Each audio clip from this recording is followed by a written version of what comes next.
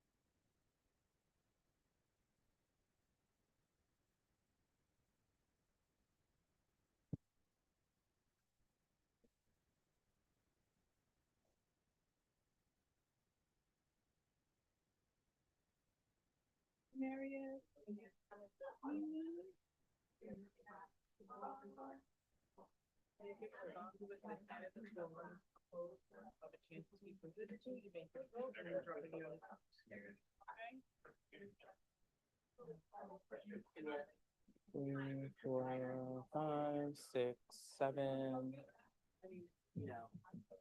8, 9, 9, 10, 11, 12, 13, 14, 15, 16, 17, 18, 19. That is 20. How you doing? No, I didn't see that until afterwards. Yeah, I didn't even see that. I joined that here.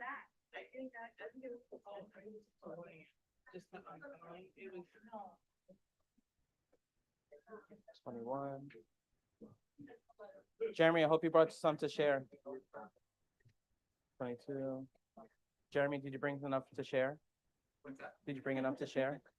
Enough to share? Oh, I'm just teasing. I'm just teasing. Oh my God, this smells so good. Yeah. Do we just get this on the end or we gonna? We could be a both. Okay, got you. So wait, just- And then we're going out to drop it here in the box. Okay. He knows his last opportunity. He knows he's not gonna get reappointed to the committee, so.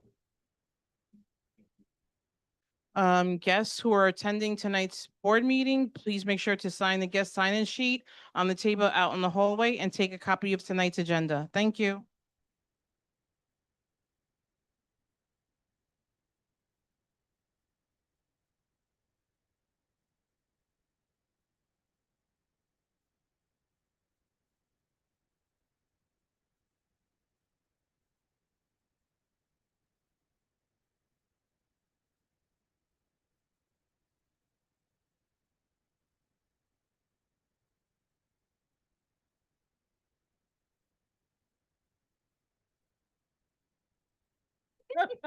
I was waiting until things calm down to ask you.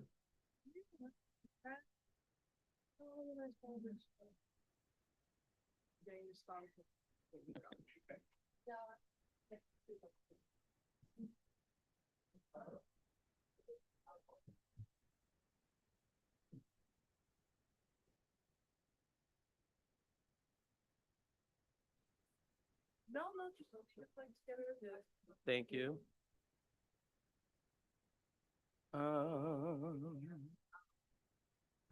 Let me do one more count, make sure I'm not missing anybody. 3, 4, 5, 6, 7, 8, 9,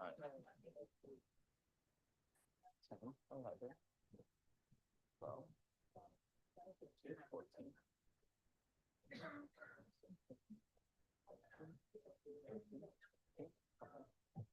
21, 22.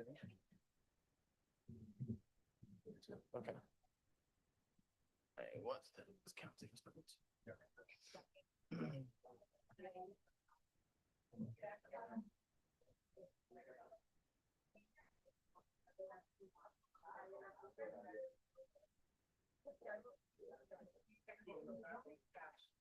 Oh, I don't think I counted the minutes.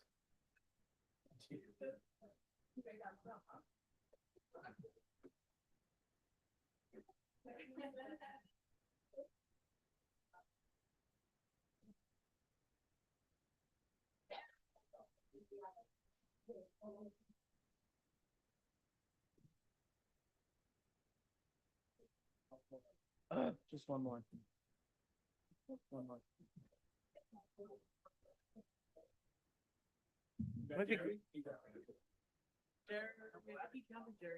I didn't. Jerry's 24. Okay, good evening, everyone. We are going to get started. We have a very, very long agenda with lots of voting, our own very version of the Senate Votorama. So, yeah, exactly. We're gonna get started. Good evening, everyone. My name is Julio Peña III. I'm Chair of Community Board 7 for 13 more days. And we are going to get started for our June meeting, and we will start with our Pledge of Allegiance. Allegiance to the flag of the United States of America, and to the republic for which it stands, one nation, under God, indivisible, with liberty and justice for all. Okay, and we will move on to the roll call.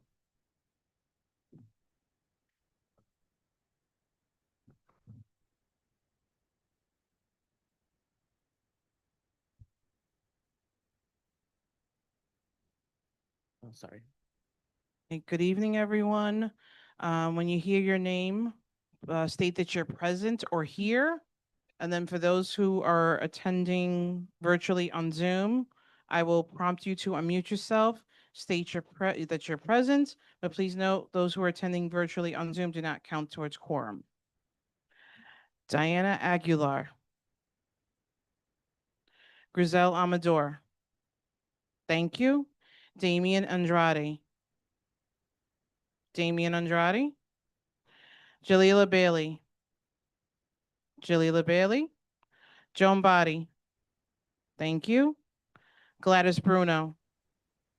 Gladys Bruno. George Cardona. Thank you. Jerry Chan. You're present. Thank you. Esteban Chavez. Thank you. Richard Codor. Richard Codor. Carrie Conti, please unmute yourself. I'm here. I'm here. Thank you, Carrie. You do not count towards quorum. Maria Cruz. Thank you. Danny DeBear. Danny DeBear. John DeLuper. Thank you. Cam Diaz. Thank you. Cynthia Felix. Present. Thank you. Matthew Florkowitz. Thank you. Ken Fung. Thank you. Ziomara Garcia. Ziomara Garcia. Tomas Carita, please unmute yourself. Here. Thank you. You did not count towards quorum. Diana Gonzalez. Thank you. Hector Gonzalez, please unmute yourself.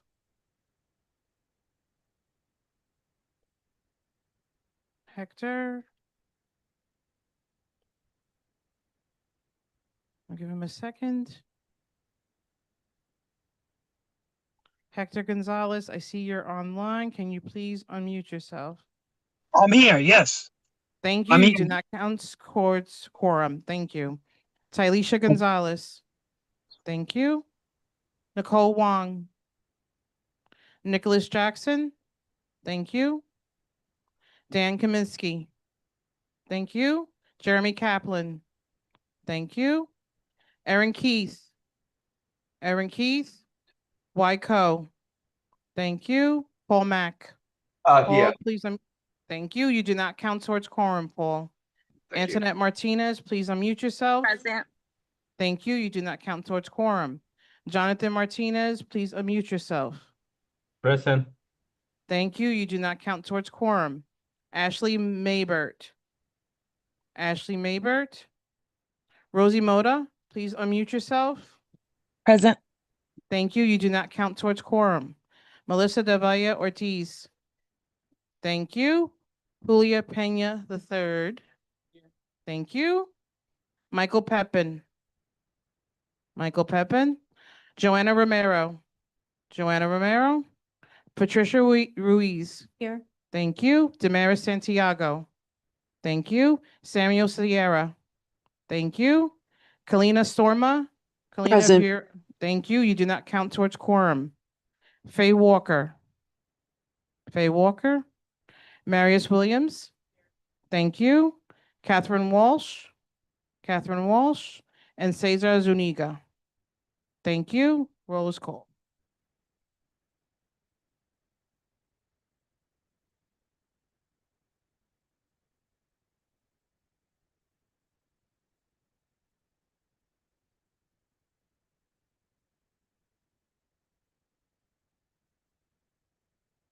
Okay, we have quorum.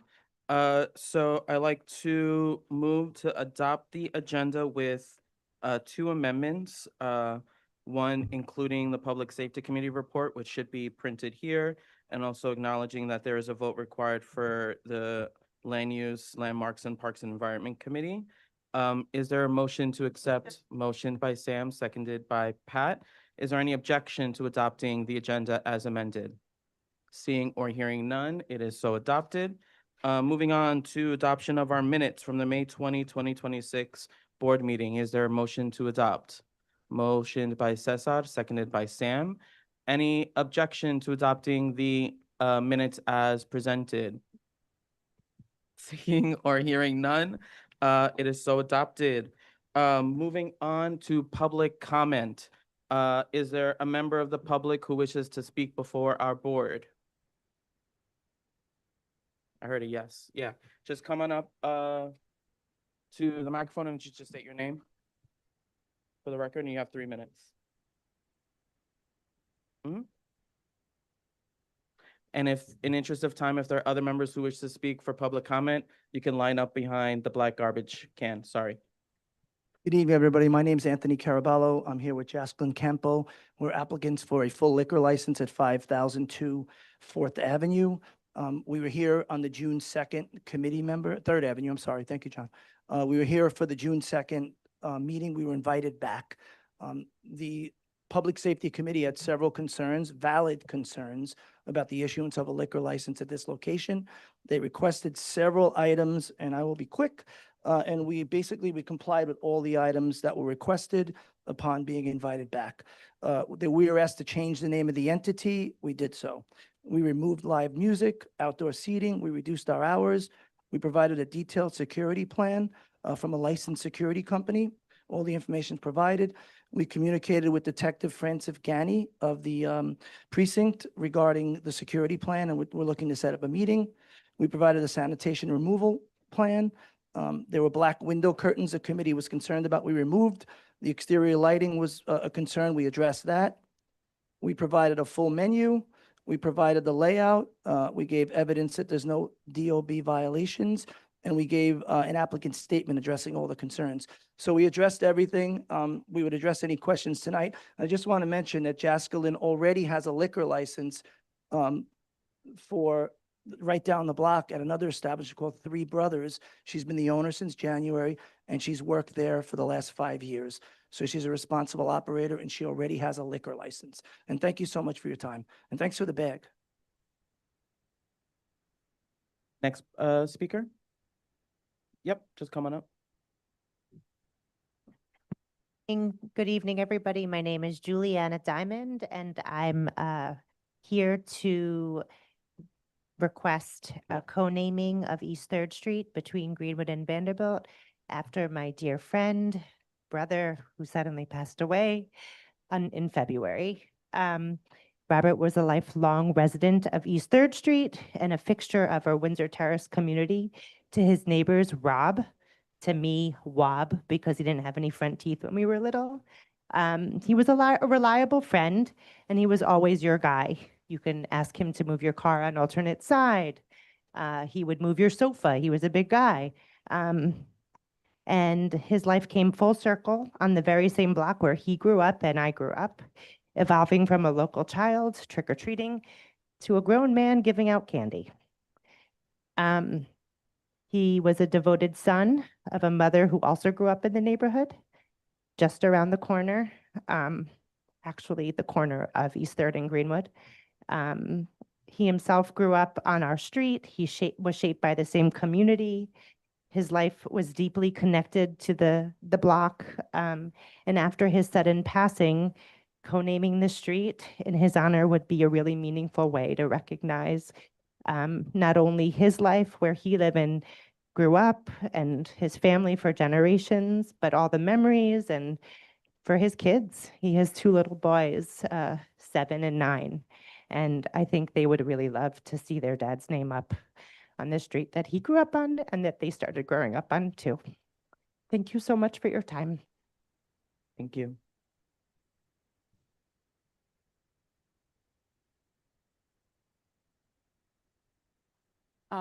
My name is Loretta Holmes. I live on 43rd between 4th and 5th.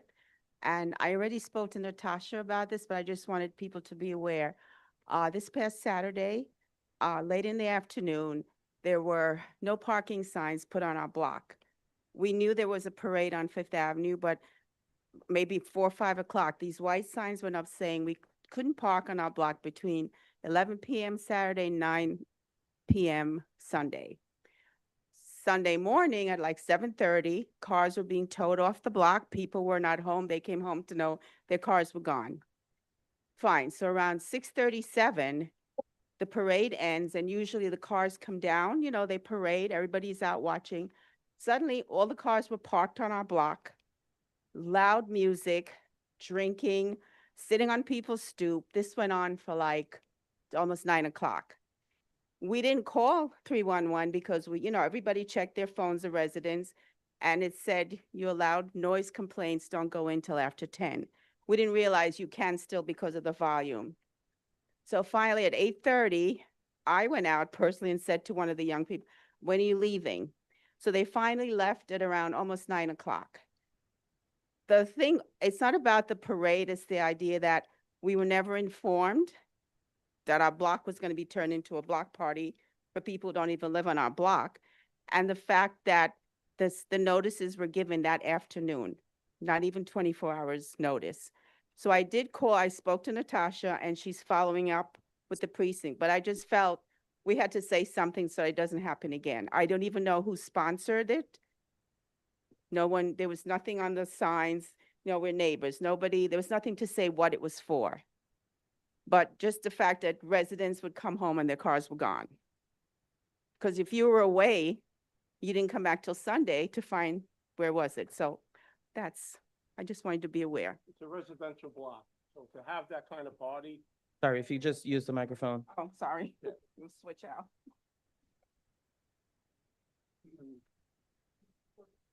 Just state your name for the record, sir. my name's Joe Calabrese, I live on 43rd Street as well. It's a residential block, and to have that type of party, and I have a picture of people hanging out on my steps in my areaway, smoking marijuana and drinking, that I couldn't even come out of the house. Not that they were, threatening at all, but it's not the point. Okay, again, it's a residential block, and whoever designed that parade route, it could be designed differently where they could end the parade maybe on Fifth Avenue somewhere or on 39th Street, again, where it's not a residential block, where children are sleeping, babies are sleeping, and that's just basically the bottom line. All right, thank you. Yes. I do. Really? Okay, yeah, Everybody says what's up. I do. You live out in Pennsylvania now. Yes, twins. Thank you. Our world. John.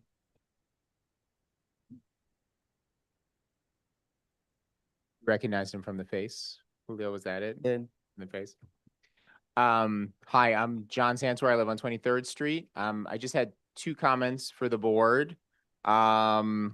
The first one was just some general advice for committees in general, as the committees move forward. So I would just encourage all the committees on the board to try their best to meet regularly, once a month, or if you can't meet once a month, once every 2 months. There's obviously a lot that's going on all the time, and having a regularity to the committee meetings is really important. I would also encourage all committees to set their agenda in an inclusive way. So try to reach out to all committee members and get their opinions about what you should be meeting about, and sort of clarifying why you're meeting on the issues that you're meeting on. And to facilitate that, setting up at least opt-in email lists where people can say, I want to be listed with other people, so that we can communicate with each other about what the committee is doing. I think all of that would help committees function. And the last point is about members of committees meeting privately pertaining to committee business. I just want to say, I don't think it's a best practice, even if the intentions are good, and I think they typically are, the intentions are good. But if some members of a committee represent that committee in a private capacity in a private meeting, it creates a inequality of information where some members of the board know more than others or get information at different times. And I just think that if certain board members want to have a private meeting, you should communicate with the committee first and say, do you want us to take this meeting? And then participate in the meeting. So that's just my general advice for committees. My last point just has to do with the St. Rocco's rezoning, 783 4th Avenue. This is going to be a major land use application. Presumably it's going to start in September, I think. I don't know. That's what the board seems to be told. So this community board is going to have to be asked to express an opinion on whether the St. Rocco's Church and the annex building should be demolished. 3 apartment buildings should be built there, 214 units, 88 affordable. 59% of the units would be market rate. I am against the proposal as it exists because it's a church site owned by the Catholic Church. I co-authored a petition against it. I've circulated the petition. I signed the petition. I don't think it's good enough. I think it should be 100% affordable housing for this neighborhood because it's a church site. But regardless, there have only been 2 public meetings with the developers, Watermark Capital and Fifth Avenue Committee, where they have been publicly present. They were both at this board.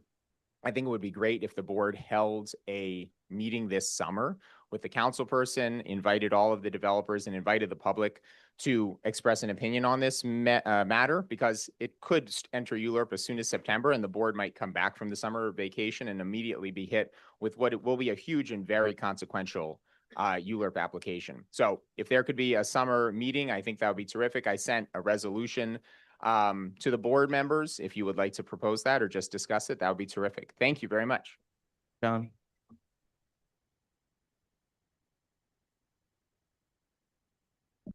Good evening, everyone. My name is Suyapa Blanco Hernandez, and I am from United Senior Citizen Center of Sunset Park. First and foremost, I would like to thank Pat Ruiz and the Boricua Festival Committee. United celebrated Puerto Rican Day Parade coming into the sidewalks of Fifth Avenue. It was fun. It was nice for our members.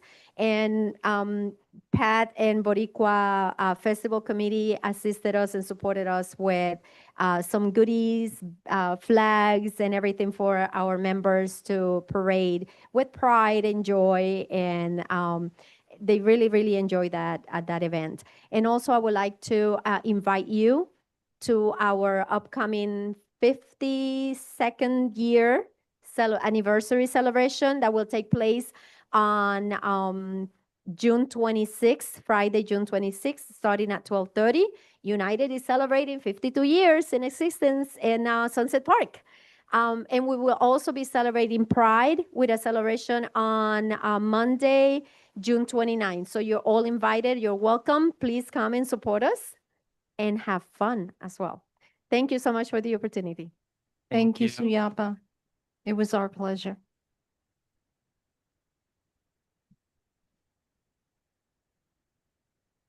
Evening, everybody. My name is David Kupferberg, and I'm a member of Passengers United. Passengers United is a Section 501c3 nonprofit, nonpartisan advocacy group. Go to www.passengersunited.org for details on our counterproposal of the MTA Brooklyn Bus Network redesign. I think that Community Board 7 should adopt principles based on its transportation needs, wants, and desires from the MTA's Brooklyn Bus Network redesign. A good example is Brooklyn Community Board 9 in Central Brooklyn. Their transportation committee adopted 7 principles at their May 2026 meeting for the MTA Brooklyn Bus Network redesign based on their needs, wants, and desires. Propose a standard where the MTA optimizes for overall travel time than just bus speed. The MTA and NYC DOT make bus stop environments more pleasant and enhance the pedestrian experience so that any route changes come in tandem with infrastructure improvement. The MTA provides the district with a true east-west bus route running 24 hours a day. The aim for the MTA to balance frequency of service across the district. The MTA to prioritize subway connections over bus-to-bus transfers. The MTA set a hard cap of 1,200 feet between bus stops, approximately 6 street-to-street blocks, with a preference for 1,000 feet or less. And the MTA and NYC DOT to consult with the community board about new uses for curb space made available by the removal of bus stops in the redesign. Each principle was adopted by Community Board 9's Transportation Committee by unanimous consent. Of course, CB7's wants, needs, and desires would be different. For example, this community may wish for the MTA to create a local bus route that would make Greenwood Cemetery less of a barrier between neighborhoods, because travel between Sunset Park and Park Slope is currently very difficult. If CB9 could be proactive to their community's transportation needs, wants, and desires, CB7 could do similar. We also believe that Sammy's law should be applied, is a good law, but should be only applied on a case-by-case basis, not universally. Especially when you have bus routes, it could slow down bus routes, making travel time increase. Especially on 3rd Avenue. Those 3 minutes add up. That would increase traffic, hence increase pollution. So bear that in mind when you think about Sammy's law. Thank you. Thank you, sir. I apply it for that. Melissa? Hola, mi gente. She's back. So July the 4th in Sunset Park, there's going to be a really, really big group of people, according to the internet. I want to remind everybody that our park is a community park. We do not have the capacity to support this kind of event. What's happening online is a group of 24,000, with a group of 24,000 and following is going to be coming to Sunset Park to celebrate the 4th of July. We all know that our park is already hugely used and occupied by our community at large. And on 4th of July is going to be at 3 times the capacity. So I'm going to put that out there on the heels of what was just presented regarding the Puerto Rican Day Parade and the street closures. So look forward to our park being over occupied that day. Again, 4th of July. Also, I am celebrating my 5-year breast cancer remission. We came out in the Puerto Rican Day Parade, Warriors Against Recurrence. And on June the 28th in Williamsburg at Mount Carmel Church, we're going to be having a breast cancer scan free for the community. So if you're interested, please text me at 929-359-2720 and I'll send you the link. United Volunteers for the Community here is going to be celebrating their 10-year anniversary on July the 18th here in Sunset Park. You all know who runs that is our lovely community volunteer at large, Gloria Espinal. She also asked that we read another event that she's hosting on June the 28th at 12 p.m. at 59th and 6th at OLPH. It's going to be a health orientation provided by New York City Health and Hospitals. Dr. Jonathan Jimenez, Executive Director, is going to be there. If you have any questions, I have the flyer. Come see me in the back. All right. Thank you so much. And I look forward to being here and seeing you all the time. Thank you. Melissa, can you make sure the board office has those flyers electronically so we can include our newsletter? Thank you. Jorge?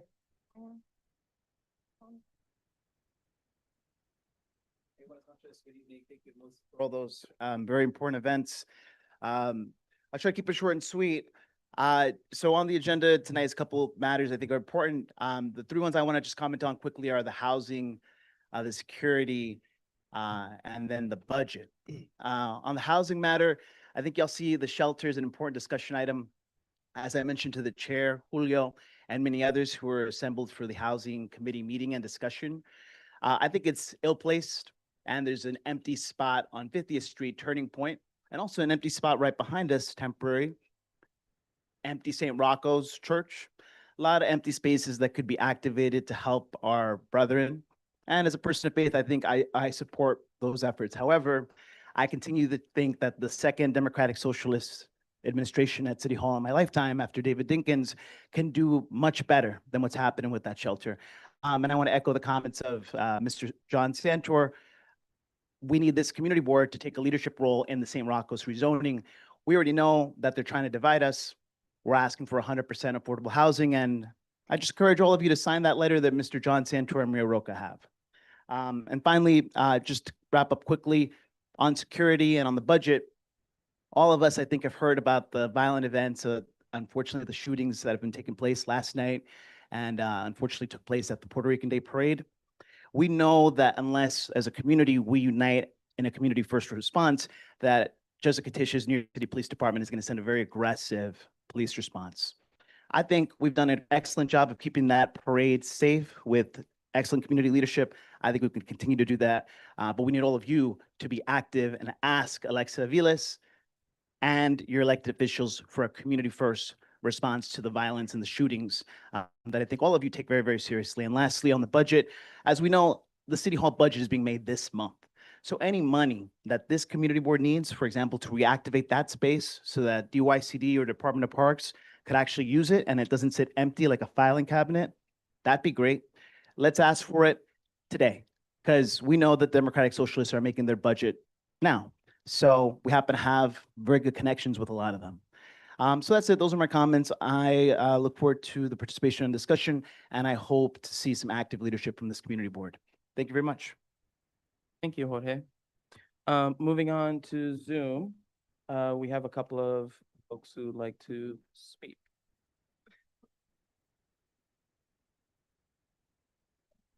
Johanna Miller, if you can please unmute yourself. You have 3 minutes to speak.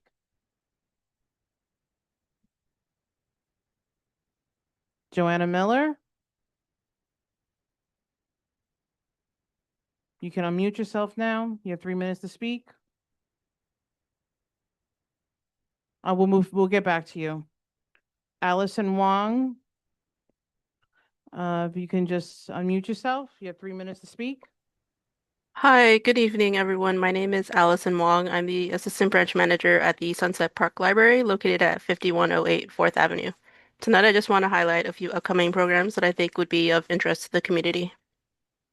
As of last month, Brooklyn Public Library is offering Brooklyn residents free access to Google Career Certificates. These are online, self-paced programs designed to help you prepare for careers in IT support, data analytics, project management, cybersecurity, user design, and digital marketing. We have information sessions where library staff will introduce the programs, explain how they work, and show how Brooklyn residents can easily apply for free access.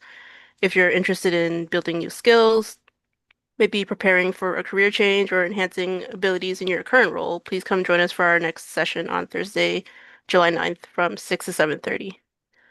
Next up, this summer, more than a third of all BPL branches will be collectively showing over 100 FIFA World Cup matches, including us at the Sunset Park Library.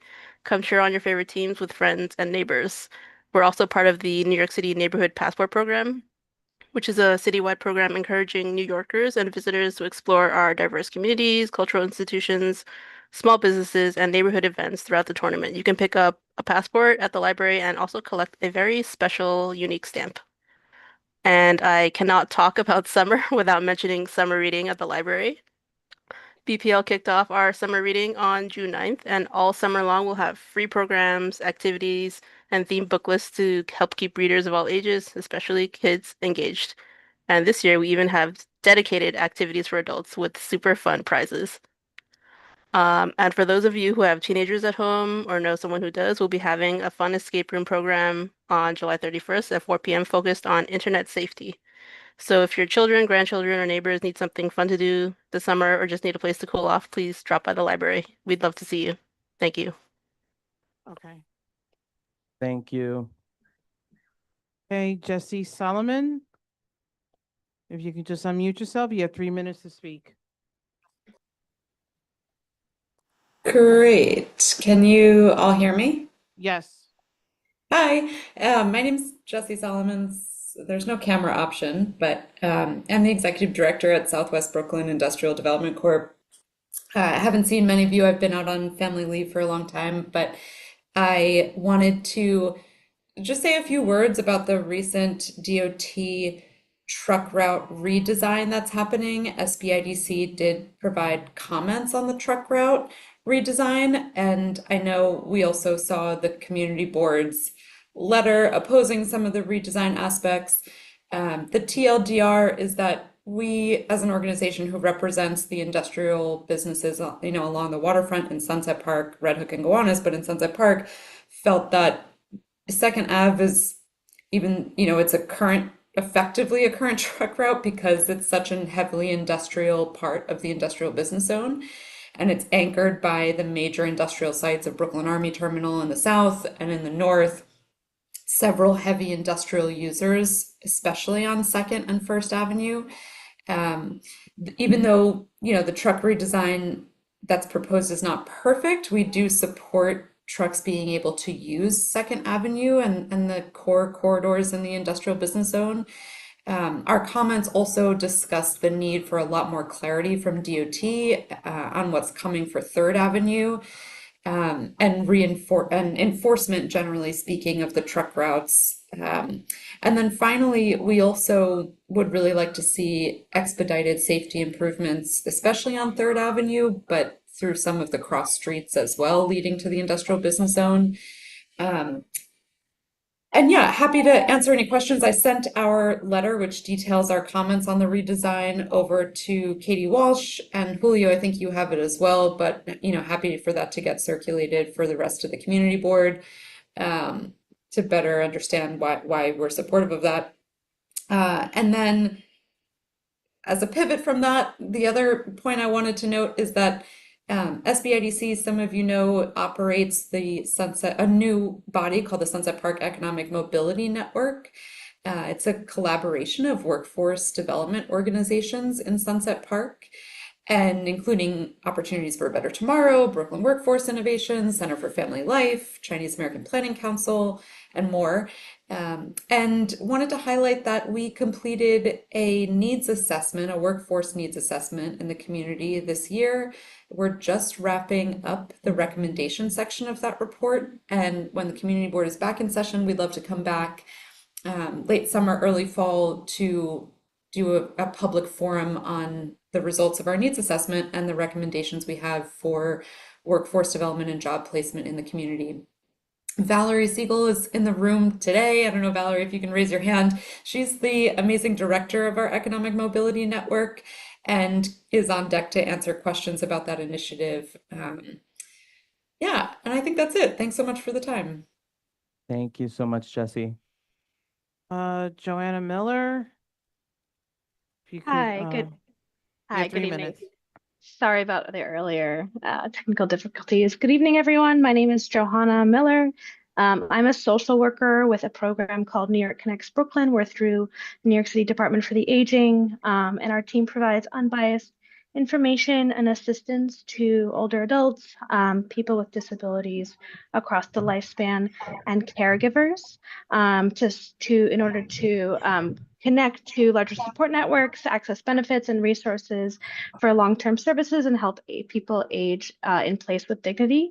The main way to reach us is through our telephone line. It's 718-671-6200. If you call that number during normal business hours, you'll connect directly with a social worker without having to navigate a phone directory. And we are able to answer questions, connect you with resources, put in referrals for things like housing, transportation, home care, case management, home delivered meals, legal services, benefits, insurance, etc. There's no eligibility requirements to call. Anyone of any age or income levels can access our services. And if you call outside of normal business hours, you can expect a timely return call. So thank you everyone for your time. Enjoy the rest of your evening. Thank you. Carrie Conti, did you have public comment? I do. Can you hear me? Sorry, I'm outdoors. Yeah. I'm out of the city. Okay. So I am a community board member and I want to talk a little bit about the housing committee meeting we had the other night with Help USA. And I want to propose a motion if this is the right time, I think. Yes. Can you hear me? No, this is not the right time. This is public comment. That would be during discussion of the committee report. Okay, so I'll just say what I need to say though, because I actually don't know if I can stay for the whole meeting and I can come back and propose the motion later. So I'm not sure how many board members have read the Fair Share report. I hope this is clear, and I want to ask the board to send a letter to DSS and DHS rejecting the Fair Share analysis for the upcoming shelter in 25th Street and asking DSS, DHS to redo it with accurate current information about our district. And whatever anyone thinks about this shelter, of course, there's, very diverging ideas. I think we should all be able to agree that the city should not justify a major siting decision with outdated numbers from 2010 and 2015, especially when the report contains numerous very serious inaccuracies. And I don't know how much everyone knows about Fair Share, but it only means something if the facts are right. If the facts are wrong, then the process, of course, loses credibility. And put simply, it's quite unjust. And this is not just about the one siting in our neighborhood. It's about whether the city is following its own rules and giving the community honest, clear, updated, accurate information. And one more thing, community boards have successfully challenged and stopped projects proposed by this same developer, David Leviton in the Bronx. That was asked at the last meeting and it was incorrectly implied that it was too late. So this is a place or issue where the board could be effective. So at the very least, we should demand a fair share analysis that reflects the current conditions and accounts for facilities within the 1 mile radius the city itself uses. Right now, the report leans on district-wide numbers, but most of the nearby shelters and high-impact facilities are concentrated, as we all know, within about 10 to 12 blocks, many within 3 blocks. This matters. The area where the shelter is going to be placed has 3,000 to 4,000% higher numbers than the city average. And I misquoted that the other night. I think I said 30 to 40%. So in short, this is exactly the kind of concentration fair share is supposed to measure. Totally not asking or whether unhoused New Yorkers deserve services. Of course they do. The question is whether the city has accurately assessed the impact of placing yet another facility in a neighborhood that already carries a disproportionate share of these facilities. So I'll try and come back later online and propose the motion. Maybe someone else on the board can, if I'm not able to come back online. Actually, have to get on TV in 5 minutes. But thank you so much for listening. Thank you, Carrie. Before we move on to our committee reports, I want to acknowledge we're joined by Senator Steve Chan. Welcome. If you'd like to say a few words, you can do, yeah. I would just ask if you can be as brief as possible as we have several votes this evening. Okay, so I'm sorry, I look like a mess. There's good reason for that. As I was coming over here, I was right on time, by the way, on 60th Street and 4th Avenue, right here. I was stopped at the red light, and a vehicle struck the median and overturned. And I was like the first on scene. You know, everybody knows I'm a retired cop, as is my chief of operations, Ray Morales. We sprung right out. We helped the lady out of the car. Thank heaven she was wearing her seatbelts. But you see those black things, those black barriers on the median, right? I don't know why they're shaped like that. It's kind of like on a slope. That's exactly what she hit. I have the whole thing on my car camera. I'm going to post it later. She hit that thing by accident, not even going fast, 10 miles per hour. It was enough to turn the car over. And so those things are very dangerous as long as I'm concerned from my law enforcement experience. I don't know why they're not just straight poles. I get it. We want to try to protect the pedestrians. I don't know why they're not straight poles where if the car hits it, it just stops instead of going up on it like a ramp and flipping over. And that's, thank heaven she's okay. So that's why we're running late. But you know what? Something that I saw, so that brings back memories of me being a cop in the 7th Precinct in the Lower East Side. But what I saw within 15 seconds of that collision, the car was smoking, by the way. I saw 50 people from that intersection run over there to help. And that's what I call neighborhood. It reminds us that there are good people everywhere that just come together. They care about the neighbors. They care about the neighborhood. And that's fantastic. That reminds me every day of why I'm doing this. Because I was comfortably retired and I was just a happy PTA president in IS 187. So I want all the neighbors to know that I'm very grateful for everybody, because just the fact that you're sitting here, that tells me that you care about our neighborhood, you care about our district. And I want to thank everybody personally. And if there's anything you need, my office is there to listen to everybody and take a consensus. It's located at 6605 Fort Hamilton Parkway. Come by anytime, give me a call, Google me. I'm easy to find, Steve Chan. A lot of you probably are my Facebook friends. And thank you. It's a pleasure to be here. Thank you very much. Thank you, Senator. So moving on to our committee reports, we're going to start with our nominating committee so we can get voting. Oh, yeah. And if you're a board member and have not received a ballot, please come see Natasha for a ballot.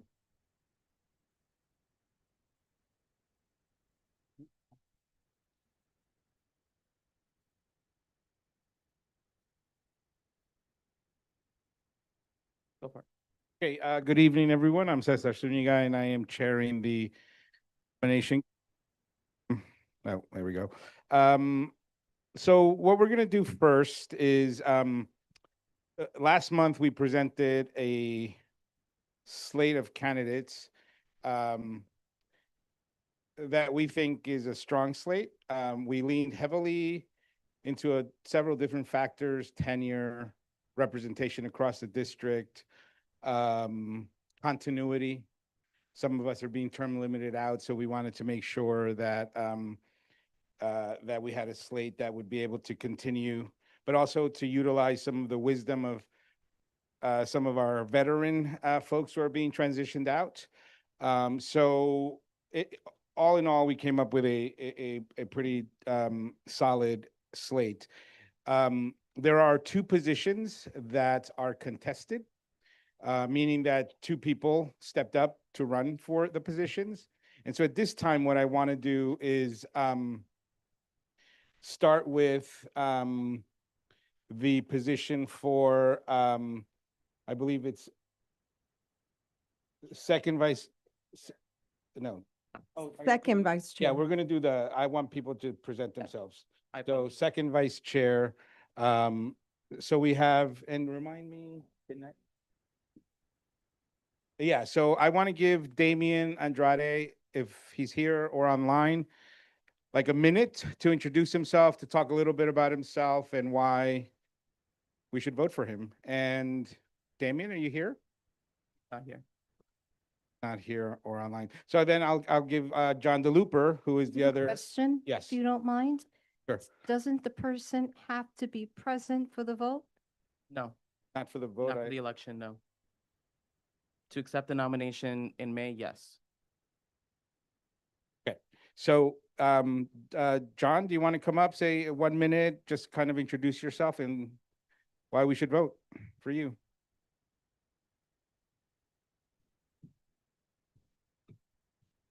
All right, good evening, everyone. So I want to thank the nominating committee for putting my name forth, and I'm really honored to stand before you all today as one of the candidates for this role. I've been a Community Board 7 member since 2021, and I've held previous roles as Assistant Secretary for 2 years, then Secretary for 2 years. I've also been the Vice Chair of the Transportation Committee for the last several years. During that time, I've led meetings, I've grown familiar with Robert's rules and board procedures. I've worked on several projects over the years, for instance, being one of the people who contributed to that first edition of the member handbook. I think these experiences render me ready to fill the primary duties of the second vice chair, which includes presiding at and assisting at board meetings when the chair or first vice chair may be absent and acting on their behalf when asked to. During my years on the board, I've highlighted the experience that I have shown that I can be very adaptable, which I think is going to be really important because we're going into an era with not only new board leadership, but also a new district manager very soon. So I hope that I can take advantage of my institutional knowledge, bring that so I can be ready on day one. So I'm very confident in my ability to do this role, and I hope to earn your vote tonight, and so I can continue to serve and help the board as we continue to make a difference for our community. So thank you all. Thank you, John.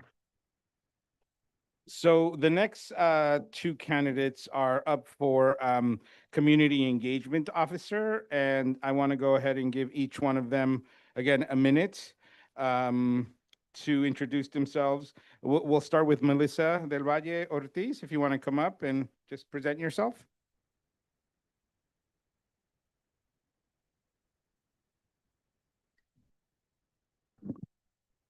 Hello, everybody. My name is Melissa Del Valle Ortiz. I live in Sunset Park now for 34 years. And I raised my kids here in this community. I came from the military. I came back home to Canarsie and Bushwick, Best Eye. I floated around for a little while. I was homeless. And then I came to Sunset Park. Sunset Park awarded me the opportunity to afford to be a single mom. And through that time, I basically took care of my kids, got involved in the PTA, got involved in tenant organizing, helped to preserve project-based Section 8 housing here in the neighborhood, started working for Neighbors Helping Neighbors. Then I moved to Sunset Park Redevelopment Committee through the Weatherization Assistance Program, and ultimately ended up working for a Congress member, Nydia Velasquez. So I've been in this community for a really long time. I love Sunset Park. My position with the Congresswoman has awarded me the opportunity to get to know, our district beyond Sunset. But nonetheless, I spoke with Diana. We both agree that this position is a great position, and we would like the opportunity, although it's not in the bylaws, as I was told earlier this evening, to share the role so that we have somebody that anchors one side and the other. And we believe that community engagement is best shared, and that we can do this position together, regardless of what, and we'll tag team. So no matter who you vote for, you get both of us. That's it. Thank you. Thank you, Melissa. And then Diana, if you want to come up.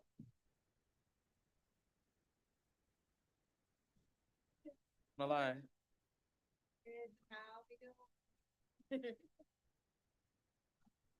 Hello, everyone. For those who don't know me, my name is Diana Gonzalez. I'm currently the chair of the Land Use Committee. This is now, I believe, my third year on the community board. I was initially the vice chair of the Environment and Sanitation Committee. And then when the chair of the Environment and Sanitation Committee mysteriously vanished, I became acting chair. That committee was then folded in with Parks and Recreation, and I became chair of Land Use. I live in Windsor Terrace. I am quite active in the community in terms of the political side of things, which I'd like to keep separate from this because this is not a partisan institution. And I just want to echo everything Melissa said about us being a team and doing this together. I don't think community engagement is one person's job or two people's jobs. I think it's all of our jobs. And so what I'd really like to do is act as a facilitator. I want to do like just little things like we can, when some vote is happening that is relevant to a specific area of the district, I'd love us to be able to go and like drop some flyers. I'd like to do a census of all the cafes that have bulletin boards so we can put a sign up on the bulletin board. These kinds of little ways that we can all work together and maybe take point on like a block or two or something like that to make sure that we're bringing as many people into this process as possible and things aren't happening without neighbors knowing what they are. And so I'm really excited to work with Melissa, who knows so much more about Sunset Park than I do. And I think I know a little bit more about Windsor Terrace than you do. And so, yeah, please vote for one of us. Thank you, Diana. Okay, so we're just gonna go through the rest of the slate now. Oh God, the glasses. Given that there is only one person nominated for chairperson, I would like to ask the treasurer to cast a vote, excuse me, the secretary to cast a vote. I cast a vote for Jerry Chan for treasurer of. Oh, sorry, this is for chair. Chair. Oh, for chair. Yeah, Sorry. yeah. I thought I confused you you say with treasurer. treasurer. Yeah. Yeah, that's why. Sorry about that. Who's he casting a vote for? He's casting a vote for chairperson Cynthia Felix. All right. So I cast a vote for Cynthia Felix. Thank you. Thank you. Congratulations, Thank you. Madam Chair. Hold on to it. Okay, given that there is only one nominee for first vice chair, Pat Rees, I would like to ask the secretary to cast a vote. So I cast a vote for Pat Ruiz. Congratulations, Madam First Vice Chair. Given that there is only one nominee for secretary, Sam Sierra, I would like to ask the current secretary to cast a vote for Sam Sierra. Yeah, I cast a vote for Sam Sierra. Thank you. Congratulations. For assistant secretary, one nominee, Jonathan Martinez, and I would like to ask the secretary to cast a vote for Jonathan Martinez for assistant secretary. I cast a vote for Jonathan Martinez. Congratulations, Jonathan. For treasurer, uncontested, Jerry Chan, I would like to ask the secretary to cast a vote for treasurer, Jerry Chan. I cast a vote for Jerry Chan for treasurer. Thank you. Congratulations, Jerry. Sergeant at Arms, uncontested, Esteban Chavez. I would like to ask the secretary to cast one vote for Esteban Chavez, Sergeant at Arms. I cast a vote for Esteban Chavez. Congratulations, Esteban. And finally, the last uncontested position is Assistant Secretary at Arms, Faye Walker. I would like to ask the secretary to cast a vote for Faye Walker, Assistant Sergeant at Arms. I cast a vote for Faye Walker. So much. And with that, we're gonna vanish. Did everyone cast their vote? Okay, so let's do that. I'll ask board members now to cast their vote on a paper ballot. The election will close in 5 minutes, in which time the nominating committee will take the ballots and tally the results to be presented before the end of the meeting. And just quickly, I just want to give a shout out to the nominating committee for working with me. Gladys Bruno, thank you. Cam Diaz, Diana Gonzalez, Nicole Juan, Erin Keith, Joanne Romero, Catherine Walsh, and myself. Thank you, everyone.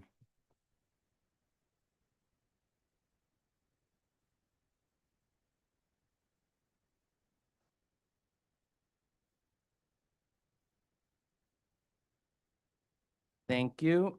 Moving on, before we continue with public safety, I just want to acknowledge we're joined by Councilmember Alexa Viles if she wanted to share a few words.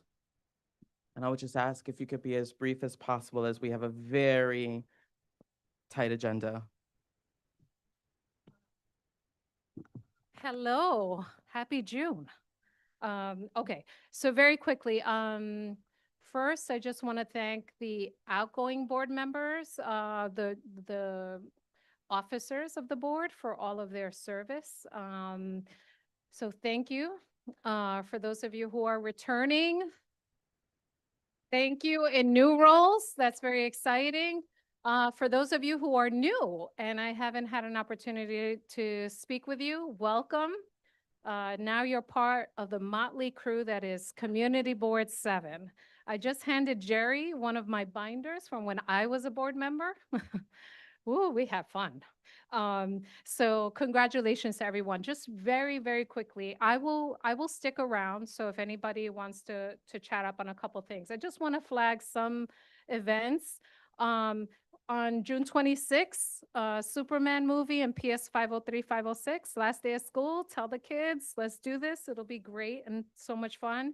We're having electronics and textile recycling on 46 and 6. ¿Cuándo es? Saturday, June 27th.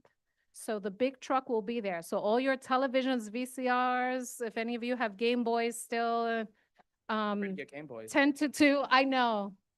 Listen, one of you have Game Boys. Melissa. Give them to me. 10 to 2 on 44th and 6th. You'll see the big truck there. People bring all kind of amazing things. And then lastly, there's going to be a viewing for World Cup. This one's going to be the Panama-England game. And 7:30 is going to be Colombia and Portugal. So this is also going to be at 503, 506. School has been great with wanting to host community events. So give them an extra shout out because they don't have to do that. They can close their doors and go home, but they're welcoming our kids and our families to both see the games and to see the movies. I am happy. Obviously, there's a ton of other things. We haven't passed the city budget.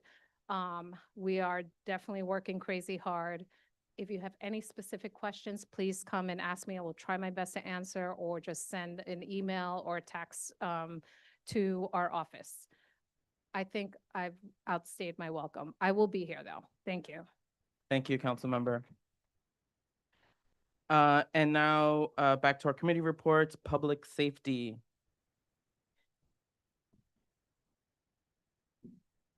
Good evening, everyone.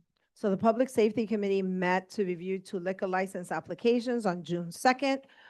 We did not have a quorum, and we will be having a vote today, at least on one of the applications. And the vote has happened today because it is our last full board meeting and based on our timeline to SLA. So I would like to first start with Los Tres Portillos. I know the owner is here. There was some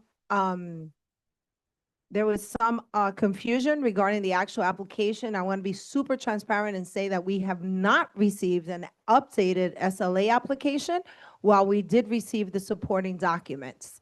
So as a result, we are not able to vote on your application today. I did not ask you to speak. When I ask you to speak, you may. So I just want to give the report. We have asked for it. Natasha asked for it several times. We received the supporting documentation, so that was received. In addition, we received, and I spoke to the owner, there was some confusion. A different person appeared before us on the day of our committee meeting, and we were then informed that that was not the owner that appeared before us. It was somebody else. We were told that the establishment was sold to someone else, and today we found out it was not sold to someone else. It's the original owner. There was just a lapse in submitting the documentation to renew their license. So I just want to be super transparent with that. They're operating as a full-service restaurant with a full-service menu. We also had questions about whether there was a first and second floor. So this address is super confusing because they have a restaurant, a second floor, and another separate establishment that has nothing to do with them that also serves alcohol.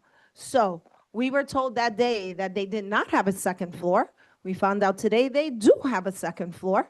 So there's a lot of confusion regarding that. I, as a chair of this committee, do not feel comfortable putting this for a vote without the full facts and without giving my committee the opportunity to review the documentation. So therefore, I will not be voting on this application. Julio, I do not know if I need a vote for that or not.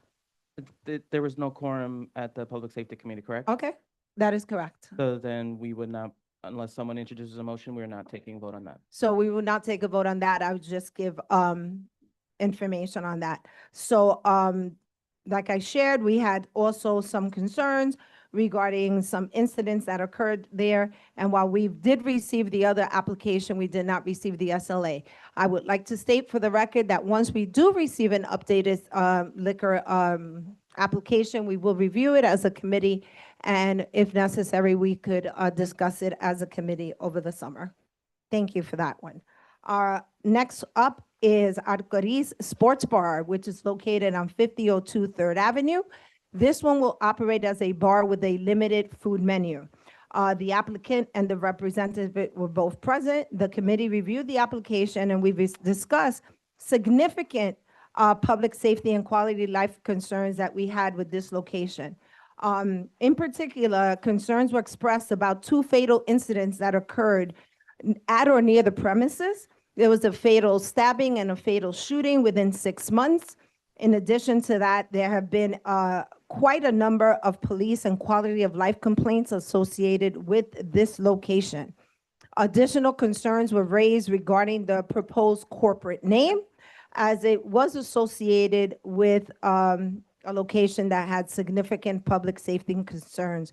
We also questioned the decision to have the applicant who owns another location within less than 200 feet from this location, which she assumed ownership less than a year ago. So concerns were expressed about the necessity of having and operating a second business so close that is substantially similar with such close proximity.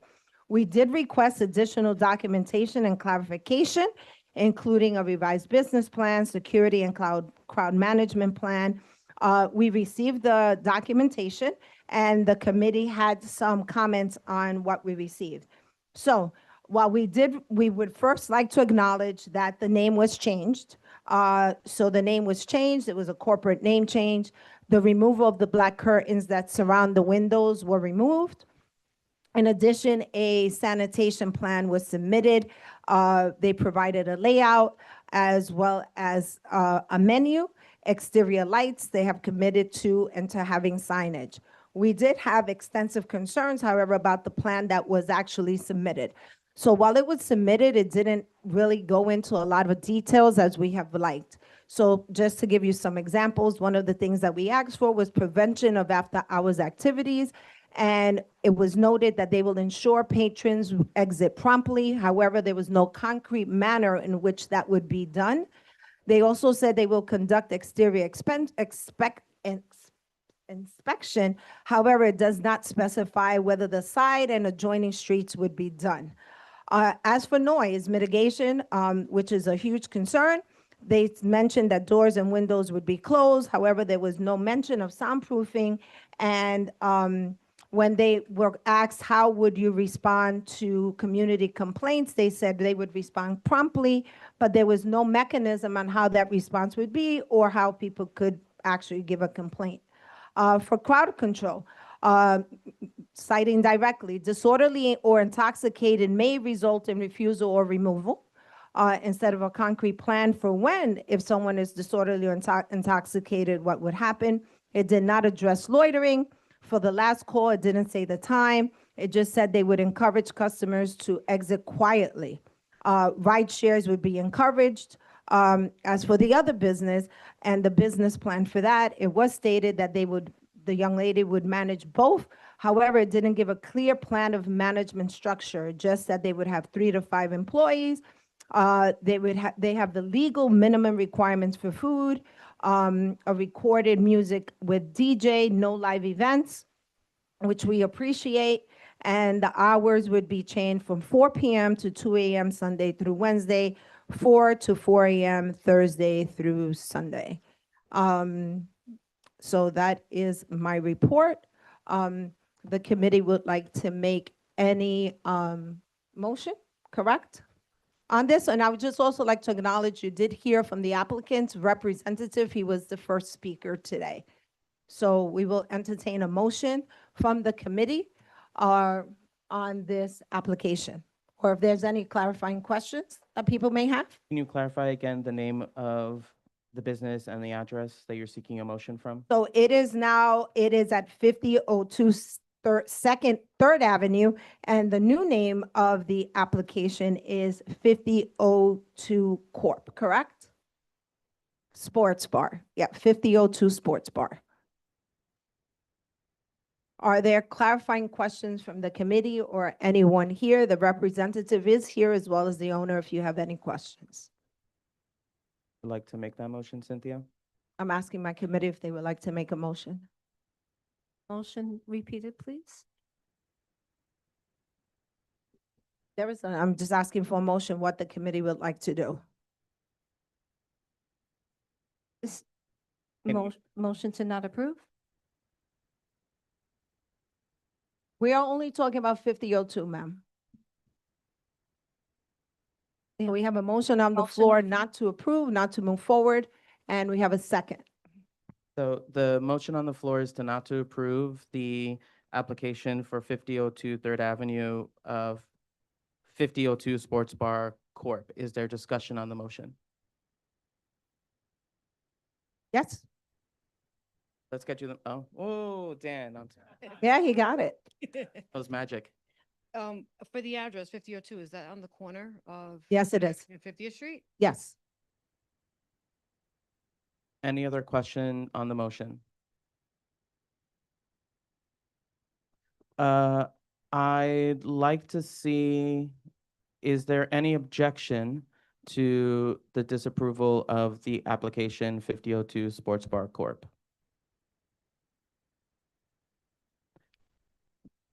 Is that objection? So we're gonna do a roll call vote.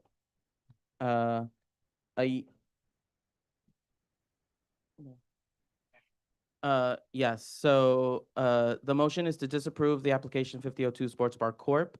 A yes is no. Against, a no is in favor. No means yes. No, yes means no. Yes means disapprove. No means no, I do not disapprove. Don't confuse me. Is the question? You don't have to if you don't want. No. We got you. Natasha will call the roll. Before Natasha calls the roll, elections have closed, and I'll ask the nominating committee to please step out with Cesar. I'll let them in while you. Yeah. Okay.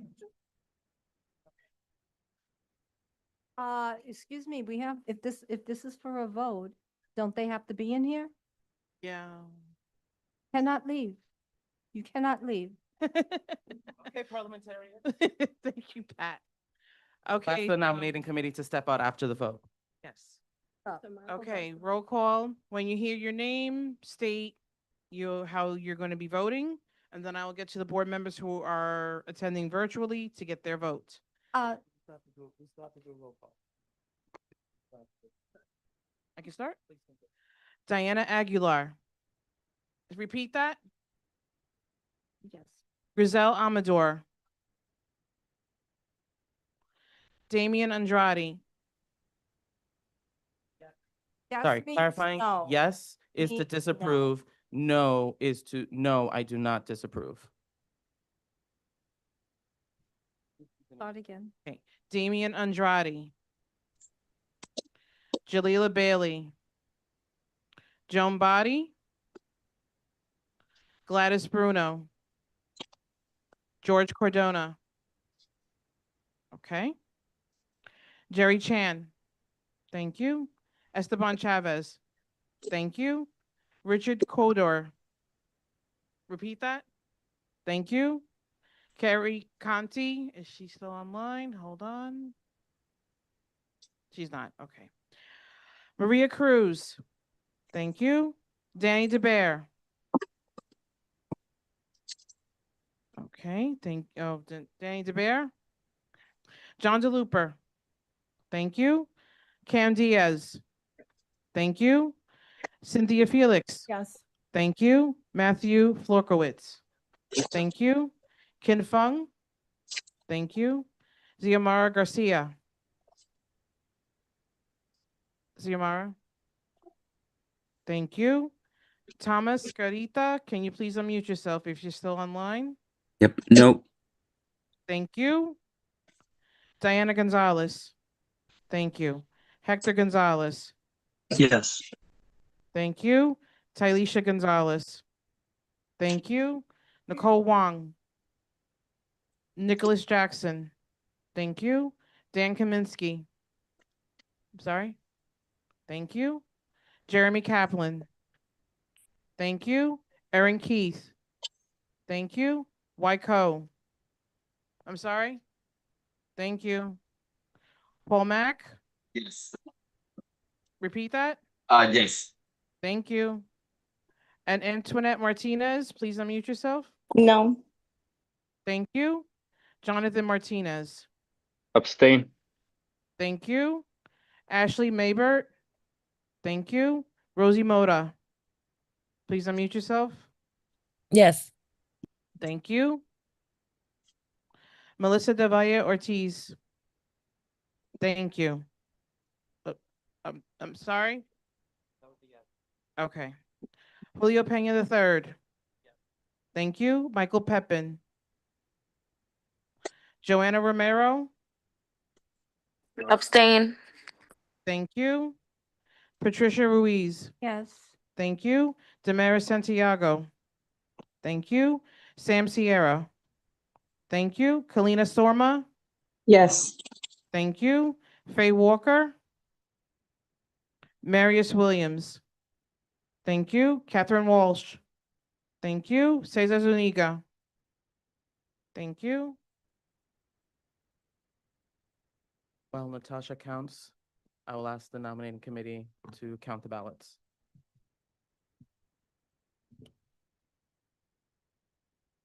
Cesar.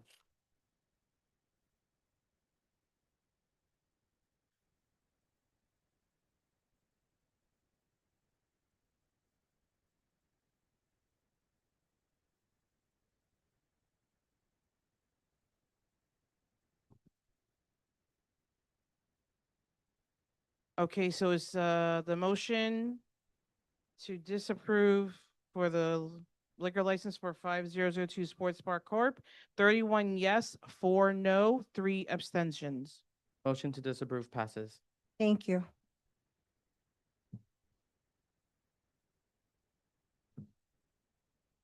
Well, we couldn't vote because you didn't submit an application. I have literally nothing to vote on. But we'll give you 1 minute to comment. Excuse me, thank you, members of the board and the community at large.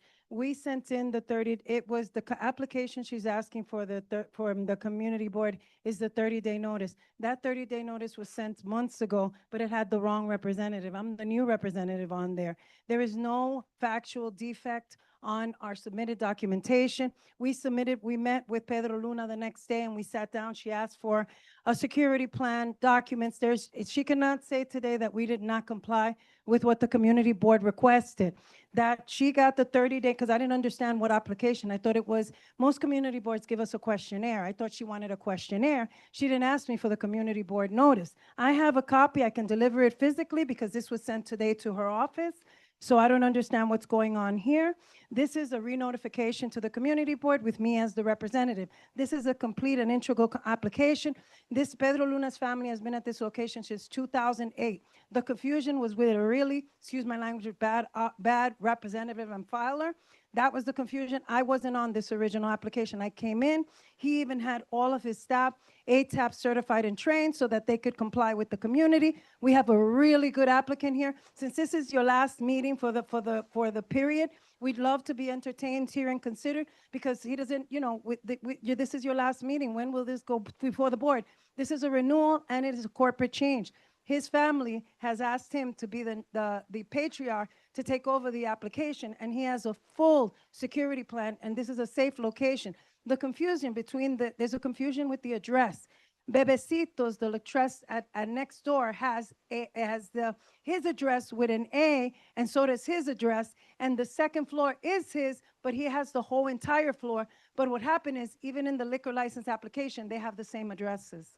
So, and then any of the issues are floating over from the side location because he doesn't have dancing. He's agreed to background music only. There's no disciplinaries. This is a full-blown restaurant. I asked him, do you want DJ karaoke? He said, no. This is a full restaurant, and these are the ones we want in our neighborhoods, the guys who are actually going to serve food if they say they're going to serve it and not have a discotheque. So I would just like to clarify that while we're not voting on it today, the committee met and had a meeting and we had a different representative. So I need to allow time for my committee to review the application in full. No one is saying it's going to be denied. We appreciate that he came today, but when we get conflicting information, it is very important for us as a community board that we know what is happening in our establishment. So a different representative was here. We heard a completely different thing than what you're saying today. So you have to understand our point of view, that when we don't have complete information, unfortunately, I am not going to be pressured, nor is my committee, to make a rush decision on incomplete information. Once we receive the complete package with the corrected information on it, because the one that was submitted months ago did not have you as a representative, it was a completely different person. Once we get that, we will review it, and we are able to take action at that time. But we are unable to take action today because we did not receive the application in a timely manner to give us sufficient time to review it and ask any follow-up questions we may have. So we encourage you to send it in. As far as I know, it was not sent because we don't have a stamped copy of it, which is what you also require for SLA. So without having a stamp certified back from us saying that we acknowledge receipt, you cannot move forward either. We understand the urgency of the renewal, but we like to take this with fidelity so that we make informed decisions for the safety of our community. Thank you for understanding. And I believe this is your phone. And also just to note, our board has the ability to approve items in the summer months. The executive committee does have the power to meet. So if we received it and the chair sees fit, they can schedule an executive committee meeting to adopt it. Moving on to the transportation committee, which Katie stepped out, so I may ask John. Okay, so I'll come back. Let's do the housing committee and then we'll come back to transpo. Antoinette? Oh, sorry. Thank you.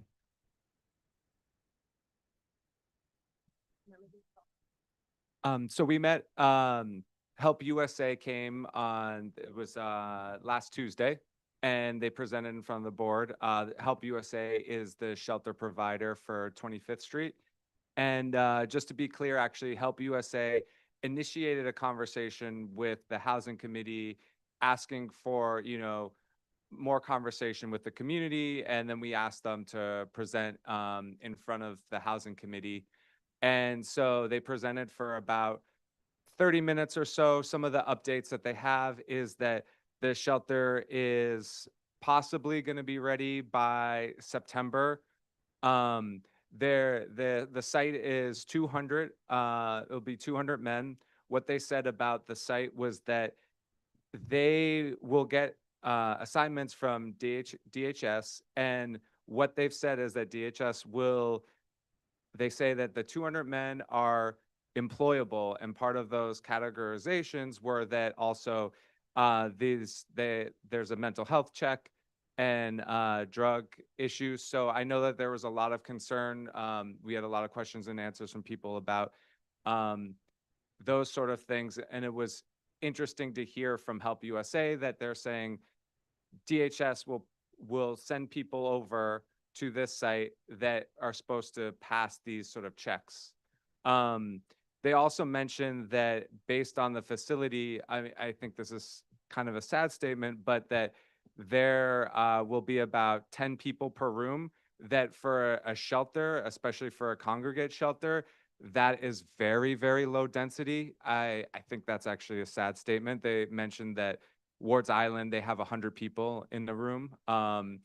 So they showed some photos, and the Help USA slide deck was sent out, so you can look through all of that.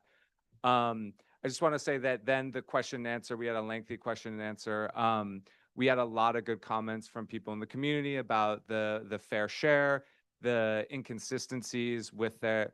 I think that we didn't really get an adequate answers from the representatives of DSS and DHS around that. Part of that is that the people here weren't responsible for writing that document. It's lawyers, but I agree with Carrie and other people have mentioned the inaccuracies, and that it does obviously feel like this violates the fair share. That there is definitely a high concentration of shelter sites in that area. One thing that I want to point out was that actually Alexa Viles was on the call with us. One of the things that was actually interesting and I think very helpful about it was that the representative for DSS actually mentioned that the new administration, Zoran's administration, is actually interested in trying to transition away from hotel shelters. And so I think there was something positive in that conversation that came up when also Alexa was talking about some of the issues that she had with it, that our concentration too in that area is a lot of hotel shelters that came in under COVID. It was also explained too, which was unbeknownst to me, that there weren't cabs, these community advisory boards for hotel shelters. And so that's another lack of transparency and unaccountability. So there might be something positive in that maybe the community we can have a conversation about that the shelters that aren't providing these services, maybe there's a way in which to work with the administration, work with Alexa on how we can deal with the worse off shelters in the area. And to then go back, I think we also, what else did we have? Yeah, I would say, let me check my notes a sec, but just to be clear, again, we don't have a vote for this. There is no EULA process for it, and I think it's important, that we had these sort of public conversations with Help USA. Oh, just to be clear, one of the big follow-up things or takeaways was that Help USA has asked the community board to participate in not selecting, but suggesting people for the community advisory board. They told us, we had a meeting with them on Friday about the cab and the cab selection. And they told us basically that they're looking for about 6 to 8 representatives. And so I think the community board can play a role in suggesting local businesses, people in the neighborhood who can be on the board, that will be there to have these monthly meetings. That's what the cab hopefully will start out, maybe monthly meetings or possibly quarterly meetings, where it's basically this place where you will get information from Help USA, you'll get information from DHS and DSS about the shelter and what's going on, how many people are in the site, any incidents that are going on. And so it's kind of like the community board for the shelter, where you can provide information and put information out. And in this meeting, on Friday, we asked, that it's okay for us to be able to share as much information as possible from the CAB to the community board and to make sure that there's as much transparency as possible. So yeah, so we've asked also if, I think the community board will have 1 or 2 members on the CAB, but also, we're interested, I think, to get suggestions also from who else in the neighborhood should be on this CAB that can be a liaison, talk to the shelter, have a productive conversation, then also be able to, convey that to their neighbors, spread information. And frankly, I haven't dealt with a CAB before, but I think this is useful that Help USA has come to us and really wants to engage with us in a community, this kind of CAB advisory board, because as far as I know, we haven't really had an active functioning CAB in any other shelter. So that's a positive sort of productive step that they've engaged with. So that's most of the updates for that. And again, just to let you know that this is not something that there's no vote on it. There's no land use procedure or anything. And again, they said that it's possible that they might open in September. Thank you, Jeremy. Any questions? Okay, moving on to transportation. We'll do that after transport.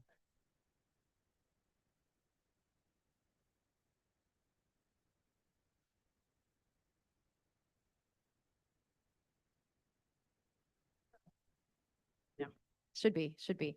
Okay, the Transportation Committee met. Thank you, John, as always, for your notes and also running the meeting that was on June 8th. So just to say that we have a couple of votes that we need to take on all the items that came in front of us that night. I do want to just acknowledge, we heard our Representative Chan talk about just researching it as this meeting is happening, about 60th and 4th, and about that car. It sounds like it flipped over, but just to emphasize, there are bollards at 60th and 4th and at that intersection, because if they're not, that person crossing the intersection, if there was somebody, would be dead. Second reason is that there's bell bollards because they have been engineered specifically to slow but then not kill the driver. So the question was asked, why are these street safety improvements there? They're so the kids going to the school on 60th and 4th make it there and make it back every day. So street safety in this district, there's infrastructure that you can put in place to make streets safer. And thank God that that was there, and I'm glad that the car driver was okay. So, we had 2 votes that were on co-naming, and it was obviously, every time we do a co-naming, it's because the person is no longer with us, and there's always a really deep story of a connection. So I just want to say both of these passed with unanimous consent, but I do want to give a moment to say that we heard from a neighbor, someone that they had grown up with for this co-naming for Robert Dwyer Caridi. This is for East 3rd between Greenwood Avenue and Vanderbilt Street. Just that he was a lifelong Windsor Terrace resident who passed away really unexpectedly in February. Had grown up there, was raising his 2 kids on the block, and had worked at a DSNY, and then became a DSNY supervisor. So we just heard a very again, heartstring story about everything that he had done in terms of being involved in the community and on the block, and then how he had showed up. So we had also gotten a letter of support for this co-naming from Assemblymember Carol. I know we've got Carol's rep in the meeting as well, but just to say that we supported the co-naming unanimously. So I'll go to the next co-naming in a second, but this doesn't need to be seconded, and we can just move into supporting the co-naming of East 3rd Street between Greenwood Avenue and Vanderbilt Street for Robert Dwyer Caridi. So there was quorum at the Transportation Committee. Is there any discussion on the motion to approve the co-naming of East 3rd Street between Greenwood Avenue and Vanderbilt Street, Robert Caridi Way? Robert Dwyer Caridi Way, thank you. Is there any objection to adopting the motion to approve? Seeing or hearing none, it is so adopted. You. And the applicant is here. I don't know if we want to, is it appropriate to, or keep going? Sorry, That's, we have a okay. very- Thank you for coming. Thank you. Thank you. Thank you. Thank you. So the, for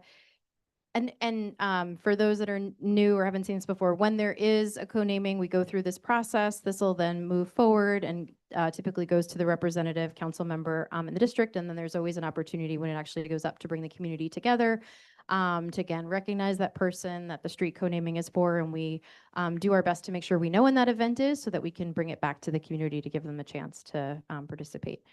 50th Street between 3rd and 4th Avenue for Thomas J. DeRuzzo. So Sabrina, their daughter was here. I don't think I see the any of the applicants here, but just to say, so this is for 50th Street between 3rd and 4th Avenue in honor of her father. And maybe some of you know the DeRuzzo family, but their family had and a legacy of running the family funeral home at 512 4th Avenue for about 30 years, and then had retired and then had come back. And especially during COVID, the DeRuzzo family really stepping up and supporting a lot of families, particularly going through financial hardship when they were losing family members during COVID. So Sabrina also said, you know, her father passed away very unexpectedly in July of 2024. There was a lot of stories around everything beyond the business, like what he had done, how he had showed up for the Sunset Park community. And we had some board members as well who shared their strong support. I'm just seeing Pat Ruiz had also spoken and being a pillar in the community. And then we had a vote. And again, this also was passed unanimously. So I'd like to propose that we support this co-naming. Thank you. This came out of the committee, does not require a second. This is to approve the co-naming for 50th Street between 3rd and 4th Avenue for DeRizzo Way. Is there any discussion on the motion? Is there any objection to adopting the motion to approve the co-naming? Seeing or hearing none, it is so adopted.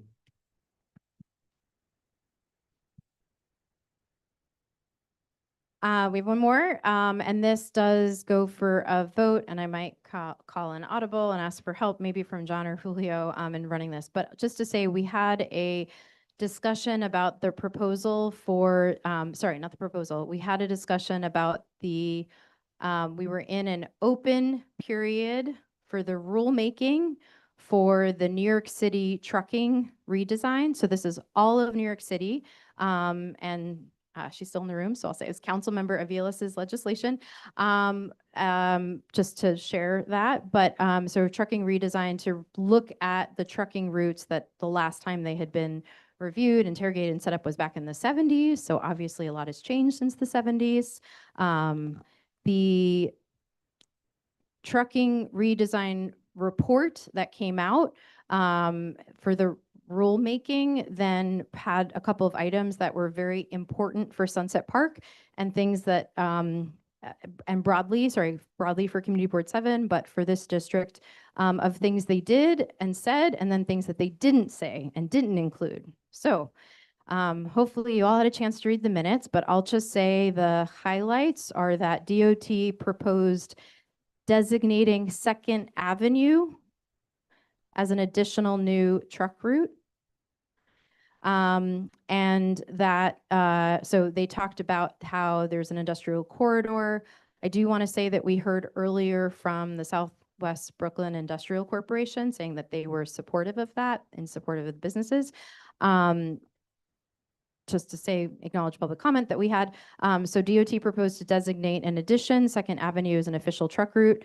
And then what they didn't say was for the existing truck route on 3rd Avenue, anything related to all of the issues that we have talked about ad nauseum in this community board on street safety, crossings, lighting, access, the 3rd Avenue Street Improvement Plan, nothing about the existing truck route. So it was, we're adding 2nd Avenue and nothing about how there would be specific improvements on the existing 3rd Avenue trucking for the DOT rulemaking. So we had a community discussion. People raised, we had a representative from NYU who talked about the concerns for all the needs that NYU would have with like access and movement to facilities that are on Second Avenue that might include ambulatory needs. There was also concerns about the Brooklyn Greenway, which is meant to be running in the exact location that the proposal for the addition for the Second Avenue DOT line would be. And then just talking about, we had a bunch of community organizations who came who talked about the continuum of focusing on street safety. So in summary, there was a motion to submit a letter to DOT. The meeting was on June 8th. The rulemaking timeframe, you needed to get the comments in by Tuesday, June 9th. So we were kind of doing this at the in a tight time frame, but there was a motion to submit a letter to DOT expressing concerns about the addition of Second Avenue and the lack of anything on Third Avenue. And it was accepted and passed by unanimous consent. Thank you. So now we're here because we do need a vote. Yes, so the motion is to approve the feedback and the feedback that we had submitted to DOT regarding the New York City truck redesign. Full transparency, we did already send the letter because the comment was due the day after, but the letter we submitted was tentative and required board consent. So we will send a second letter affirming the board's position, if it so passes. Is there any discussion? Well, just to be clear, the letter was no to the redesign, correct? Yes. To the Second Avenue redesign. For the Second Avenue, for including Second Avenue Avenue in the as a truck route. redesign. Right. And then said. Reason was and we were- because Third Avenue also was not getting any changes, correct? Correct. Yes, so we said no to adding Second. And we noted, and also you have not done anything on Third Avenue. Right, got you. Yeah. Oh, Was there any? one second, Jeremy. Was that a question? Yeah, just Jeremy? a question about, thanks. Was there any conversation from the DOT about if approving a Second Avenue route, are they talking about it will bring off traffic from Third Avenue? Was there any sort of data around that as to like bringing out less trucks on Third Avenue, or? No, I read the DOT report, the whole thing. They talked about how there's already a lot of truck traffic on Second Avenue. There's certain logistics centers like Sunset Industrial Park that they recognize are having capacity added. And so they wanted to make Second Avenue a truck route to acknowledge this increase in trucking facilities and trip generation that they're causing. Councilmember?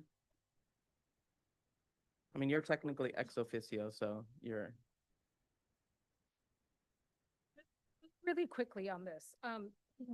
First of all, quite underwhelming, the report, right? What it did was add some mileage.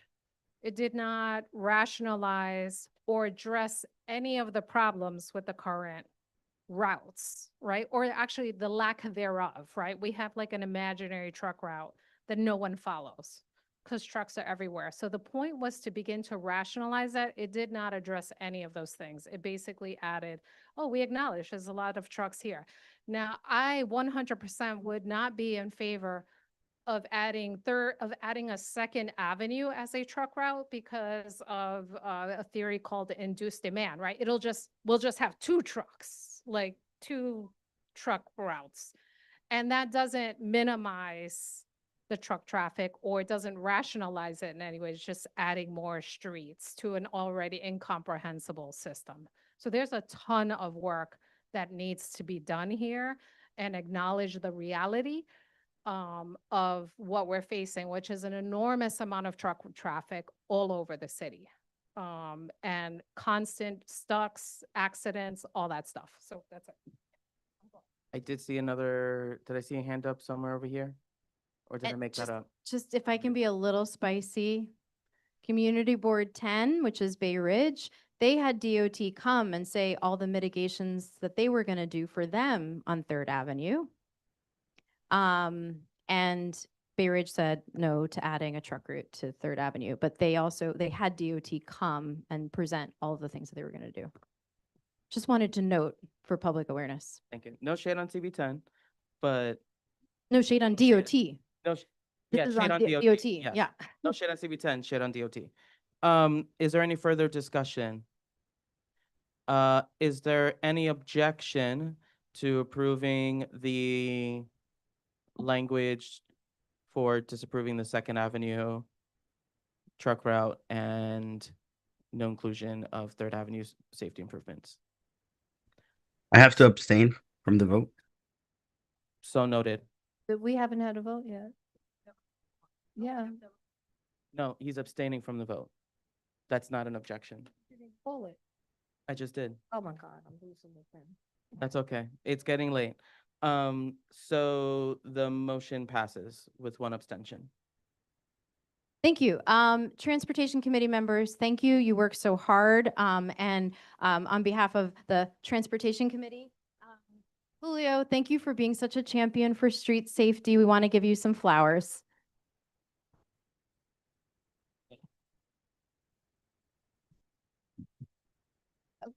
Julio, I need clarification. Yes.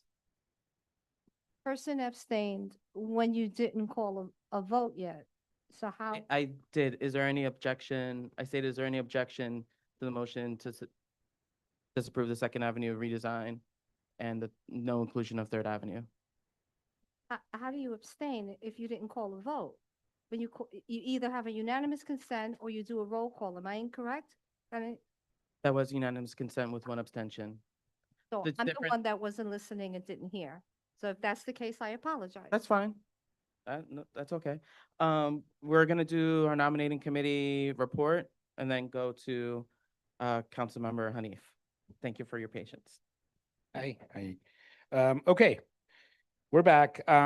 So the nominating committee has completed and certified the vote tally for the remaining contested officer positions. For the office of second vice chair, John DeLuper received the highest number of votes and is therefore elected second vice chair. Congratulations, John. For the office of community outreach officer, the committee identified 3 ballots that were invalid because votes were cast for both candidates. So those ballots were excluded from the final tally. And based on the valid ballots cast, Melissa Del Valle Ortiz received the highest number of votes and is therefore elected community outreach officer. On behalf of the nominating committee, thank you. Thank you, and thank all of the candidates for being willing to step up and serve. And to the executive committee, thank you. And we look forward to working with all of you guys in your new roles. Thank you. Councilmember Hanif? And then we have one more committee report. Hi, all. Who's going to the parade tomorrow? Yeah. The ceremony is tickets. The parade is free. Sure. Hi, everyone. It's good to be back. I'm Councilmember Shahana Hanif. I know that tonight is Julio's last meeting as chair. Really proud of you for the work you've done and the work you're going to continue to do for this community and your continued participation, of course, in the board. Okay, so today I just wanted to provide one really important update on the Arrow Linen rezoning. I know that folks have been really interested to stay engaged in the construction process and understand who the developer is and stay in the loop as demolition begins, et cetera. We had put together a community benefits agreement in which we included the creation of a construction task force. So that is not yet underway. Like, we haven't started recruiting or asking for folks to reach out to us, but we are working on a form. The construction task force will include key stakeholders from the community, 3 neighbors who are most directly living in the area of the construction, Community Board 7, my office. We will have a business. There will be a diverse group of stakeholders who will then, of course, report back to whether it's the full board or any other community, neighborhood, tenant associations. Moshe Weisberg, who is the developer, has asked to distribute these letters where he introduces himself and shares a commitment to continued engagement and transparency, and an openness to wanting to work together. There is a QR code or an email where he asks for those residents who are in the corridor itself to reach out. He is planning to host a meet and greet in person before the fall, so sometime in the summer, but that is still also being worked out. I would like to have this get passed out, if that's okay. George. And if you want to take some for your neighbors, you can. And we, for those who are interested in being a part of the task force, the contact in my office is Ronan, and I'm gonna share the email with the board leaders, and then that can be shared out so that you have the correct email address. He's got a tricky last name, so I don't want to mess it up as I share the contact information. And the next update that I have is just on the Bishop Ford K280 MS442 bugs, street safety concerns. We're really grateful for Community Board 7's engagement and continued advocacy. We haven't really received anything that has teeth around actual safety measures. There are nearly 1,000, if not more, people, families, young people who are in that area that every day are walking in a real dangerous truck zone, car speeding. It's an unsafe corridor, and we have been working on ensuring that various stakeholders from the schools, outside of the schools, our community board leaders, have been a part of this conversation to really push the DOT for relevant safety measures. Because their response has been insufficient, my team is working on bringing us back to the table with the DOT to, one, push them on some of the feedback that we have shared with them on what we believe would make a difference in this corridor. And also hear from them in terms of a timeline. I mean, this has gone for far too long.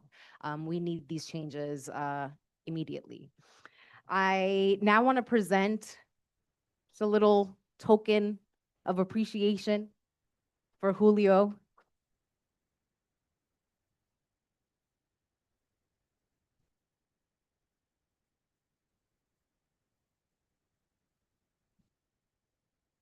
We know that these positions are thankless, and you manage a lot of personalities, a lot of heavy issues, contentious, nuanced conversations, and you do it really well. So thank you so much, Julio, for your years of service to the board and just being a great neighbor. We appreciate you.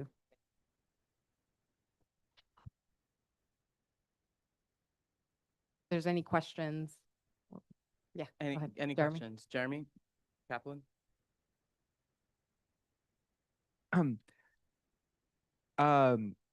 This developing New York State LLC, is this is this just an LLC under, because I think the original developer was Apex?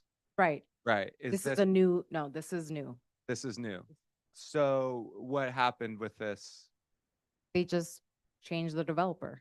They changed. Apex is not the one that's gonna build the Okay. housing, yeah. And so everything under the CBA now is transferred to this person, or All applies, yeah. everything, Every single thing. even though it was signed by Apex Development? Correct, Okay. correct. And that's explicitly written in the community benefits agreement. Do we know why they changed the developer? I think just for their own convenience. It's hard to say, Jeremy. Okay. Well, yeah, I mean, it's just And brand new news that's. yeah, so- these guys are also developers that are engaged in other projects adjacent to Windsor Terrace. So they do have a reputation to upkeep, and the community benefits agreement is very explicit. And our conversation with them was very clear in terms of what we're looking for from them and the kind of response we want in a clear and immediate way, so that residents, small businesses are not overwhelmed by whether it's like construction issues, other quality of life issues, that your questions are getting answered, you're getting an update regularly so that you know what's going on in your neighborhood. Just one other question. There's been some rumors about that Arrow Linen is trying to move their linen location to Sunset Park, or that's what I've just been hearing these rumors a lot. Can you confirm anything about that, that they're looking at space? I don't want to confirm any rumors. I have not heard that. Okay. And so do you know at all if they're engaging with Made in New York or the Made campus about space or No. EDC? No? No. My biggest concern is the construction now, the housing. The family is, I know, moving and still looking or have found a location that is suitable. And my understanding is that the workers were going to be brought on. They were not going to be fired or exited from the organization. So there hasn't been any conversations in your office about the relocation for that site, or have we heard anything CB7 from EDC about Arrow Linen going to Made or any other public Not property? yet. EDC doesn't even have a president yet, so we're all waiting on updates from EDC. We have a question from Katie. So it's in the public record. Hi, council member. DOT did send an email on Wednesday that a lot of people got, but the CB7 about 20th Street, 10th Avenue, the Bishop Ford Bugs campus. So we'll make sure that you have it. But they said that this is from Keith Gray, the commissioner, that they would put a extensive school loading zone on 19th Street between Prospect Park and West and 20th Street.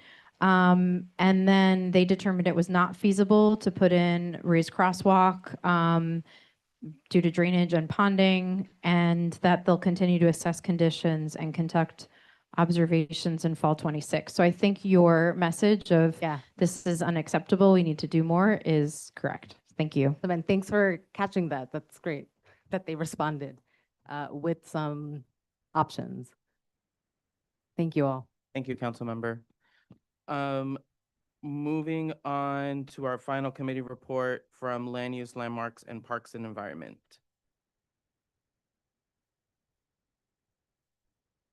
And yes, it is getting warmer in here. It is now 81.1 degrees. And it's about to get even hotter. No. Hello again, Diana from Land Use. Last night, the Parks and Environment Committee and the Land Use and Landmarks Committee held a joint hearing regarding 4001 4th Avenue. This site is a now no longer operating gas station slated to be constructed as a charter school. The meeting was specifically about the environmental remediation plans on the site. We invited the City Office of Environmental Remediation, the New York State Department of Environmental Conservation, and the New York State Department of Health. The New York City OER told us that they had no involvement in the site at this point, and so we heard solely from the state entities, from the DEC and the DOH. So far, most of what has happened has been preliminary submissions of plans and things of that nature. With one notable exception, they did go to excavate the underground gas tanks that are currently there.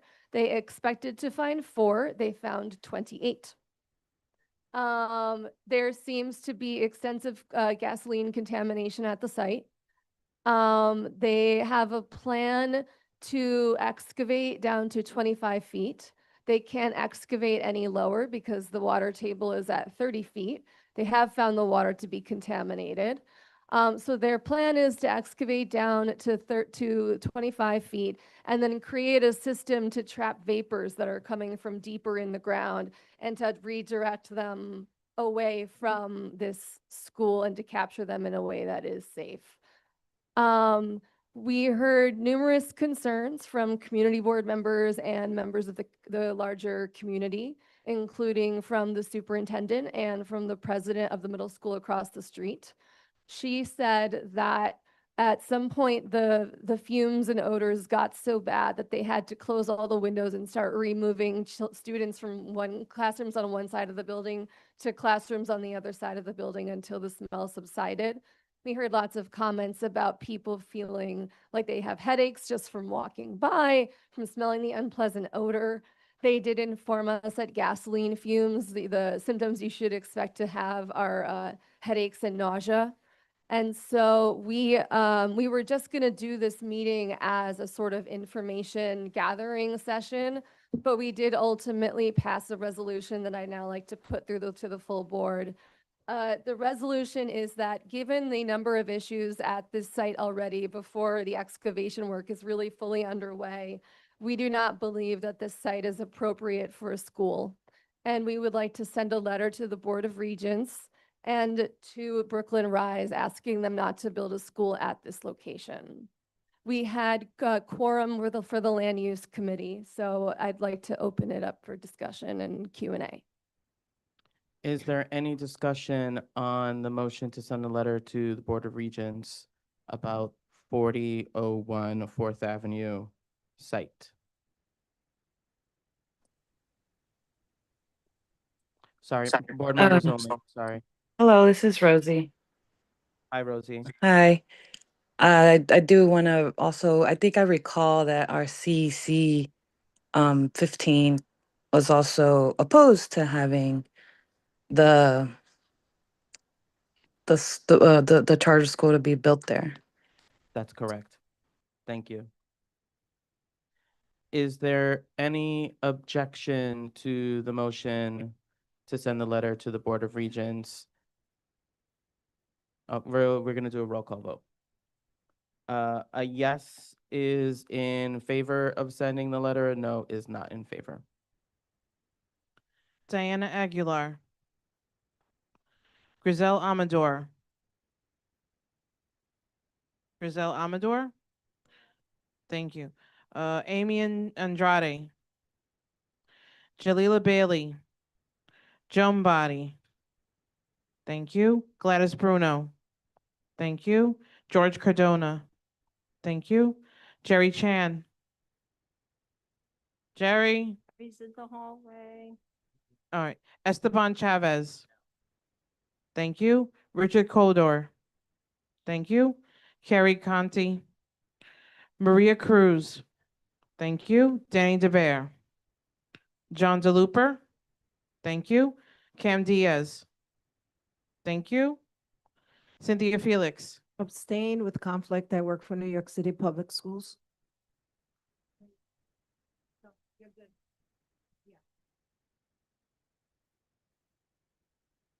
Thank you. Matthew Florkowitz. I'm sorry? Thank you. Ken Fung. Thank you. Xiomara Garcia. Thank you. Thomas Carita, if you can unmute yourself. Yes. Thank you. Diana Gonzalez. Thank you. Hector Gonzalez. Hector, if you can unmute yourself.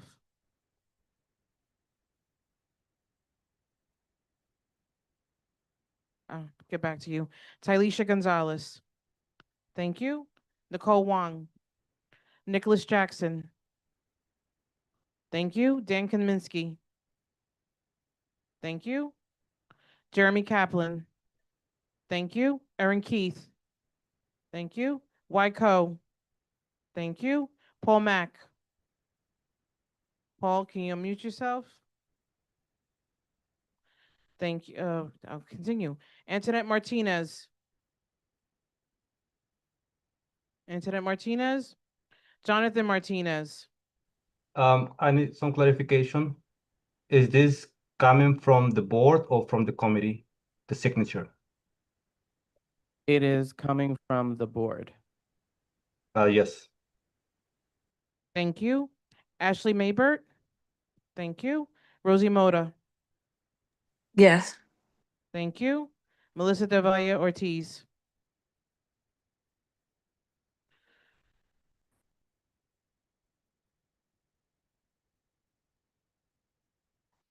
Thank you. Julio Pena III. Yes. Thank you. Michael Pepin. Joanna Romero. Abstain. Thank you. Patricia Ruiz. No. Thank you. Damaris Santiago. Thank you. Sam Sierra. Thank you. Kalina Storma. Please unmute yourself. Come back to her. Faye Walker. Marius Williams. Thank you. Catherine Walsh. Thank you. Cesar Zuniga. All right. Okay. Jerry Chan. Thank you. Hector Gonzalez. Can you please unmute yourself? Okay.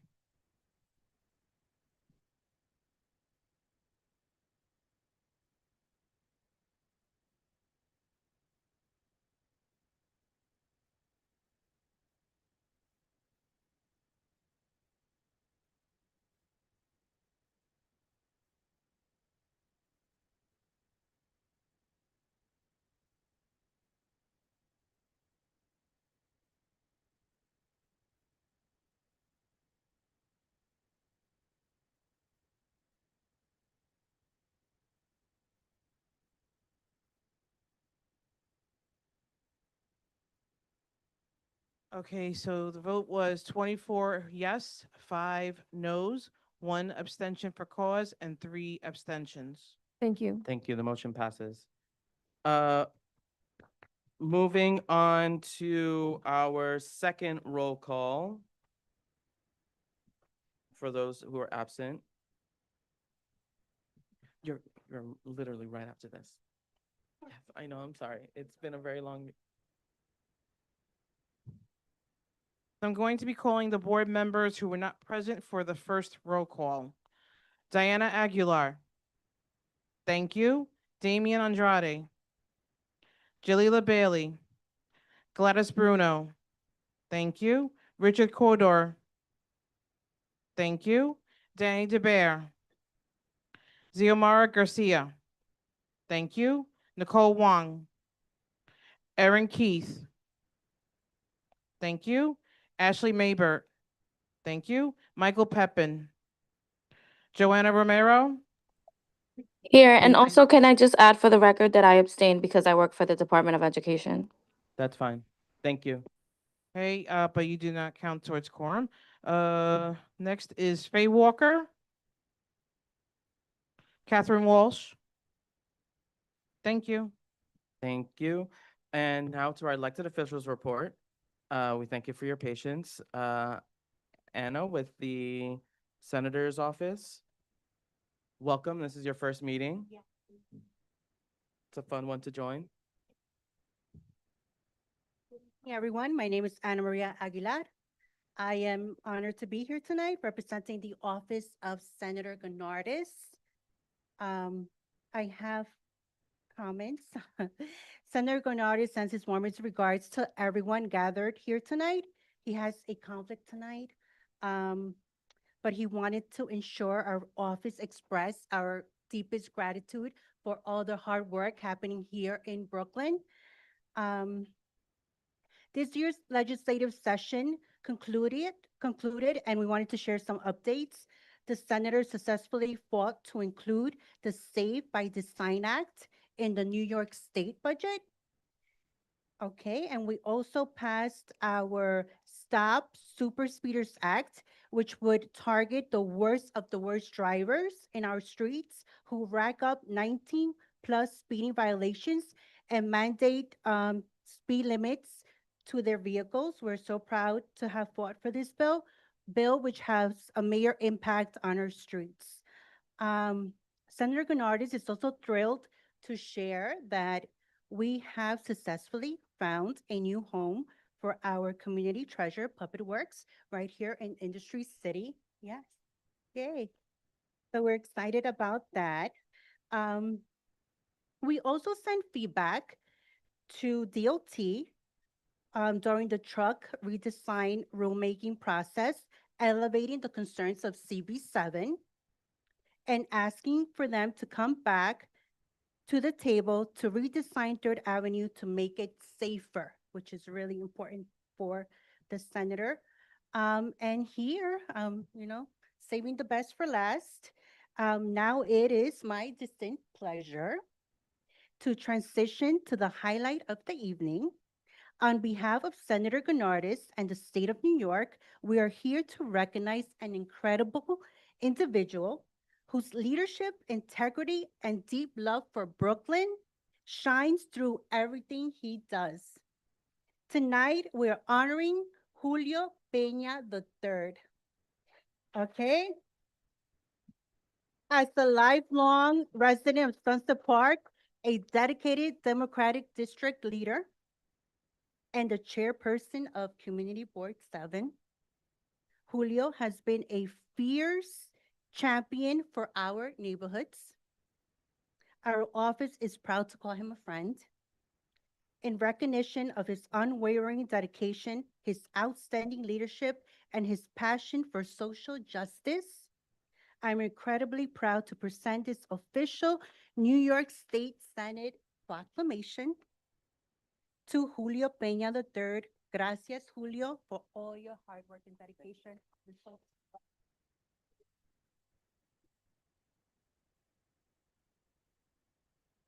One. Thank you.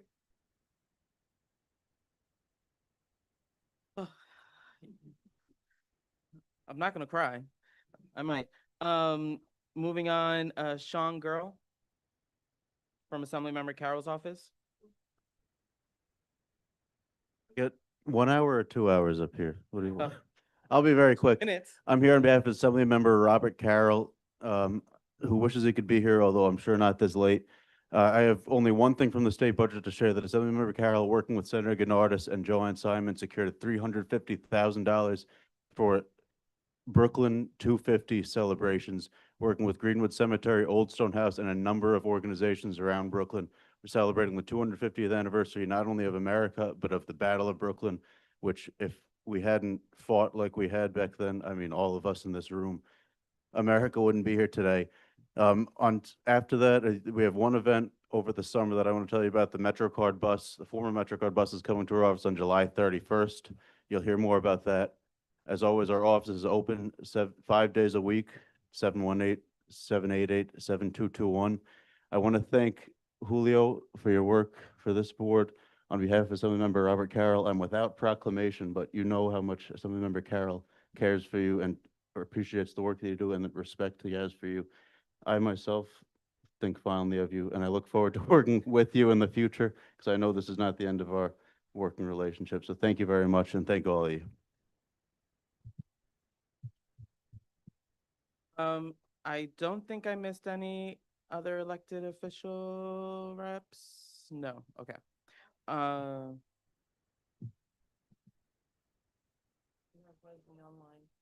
Who? Oh, yeah. Wesley, sorry I missed you.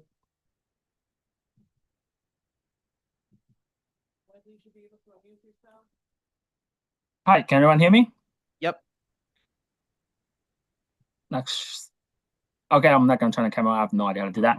So I know it's been a long night. I'm gonna keep it real quick and limited to two things related to our related to CB7.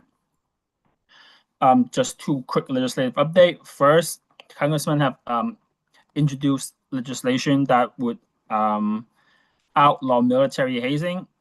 I mean, in the past, we have lost some people in the military due to hazing, and we are trying to have a reform bill that would outlaw that kind of behavior to make sure that everyone who signed up for military services get the proper respect that they deserve and they get to actually service their country.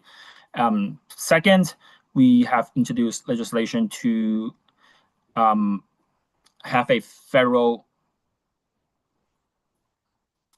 investigation into the impact of sports betting on the community. I know, especially the World Cup going on, like sports betting, advertising are like everywhere, and for a lot of addicts and just average people, especially children's minors, people underage, are seeing this like sports gambling ads almost like on a daily basis, if not hourly. We are now introducing legislation that would launch a federal investigation into how any of these gambling, sports betting, gambling affecting our community.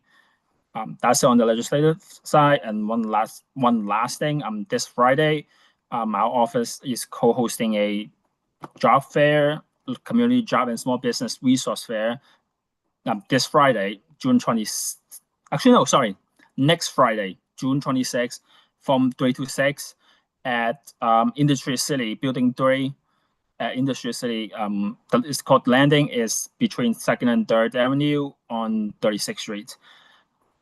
With that, I'm done for the night. And Julio, you have been a great president at CB7, and I wish you the best of luck on your future endeavors. And thank you. Have a good night.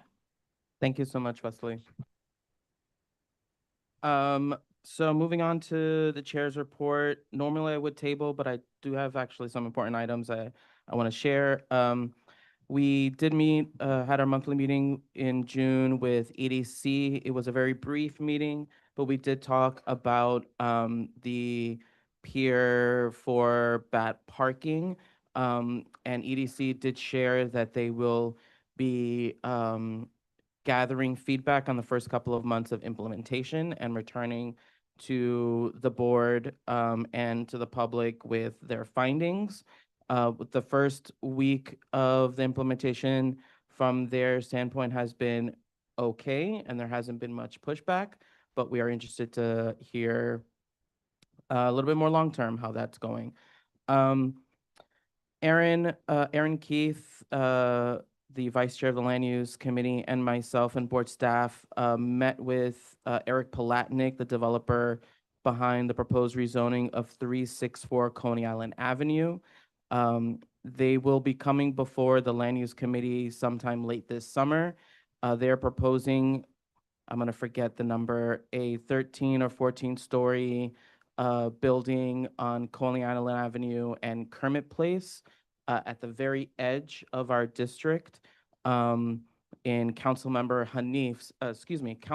Joseph's council district.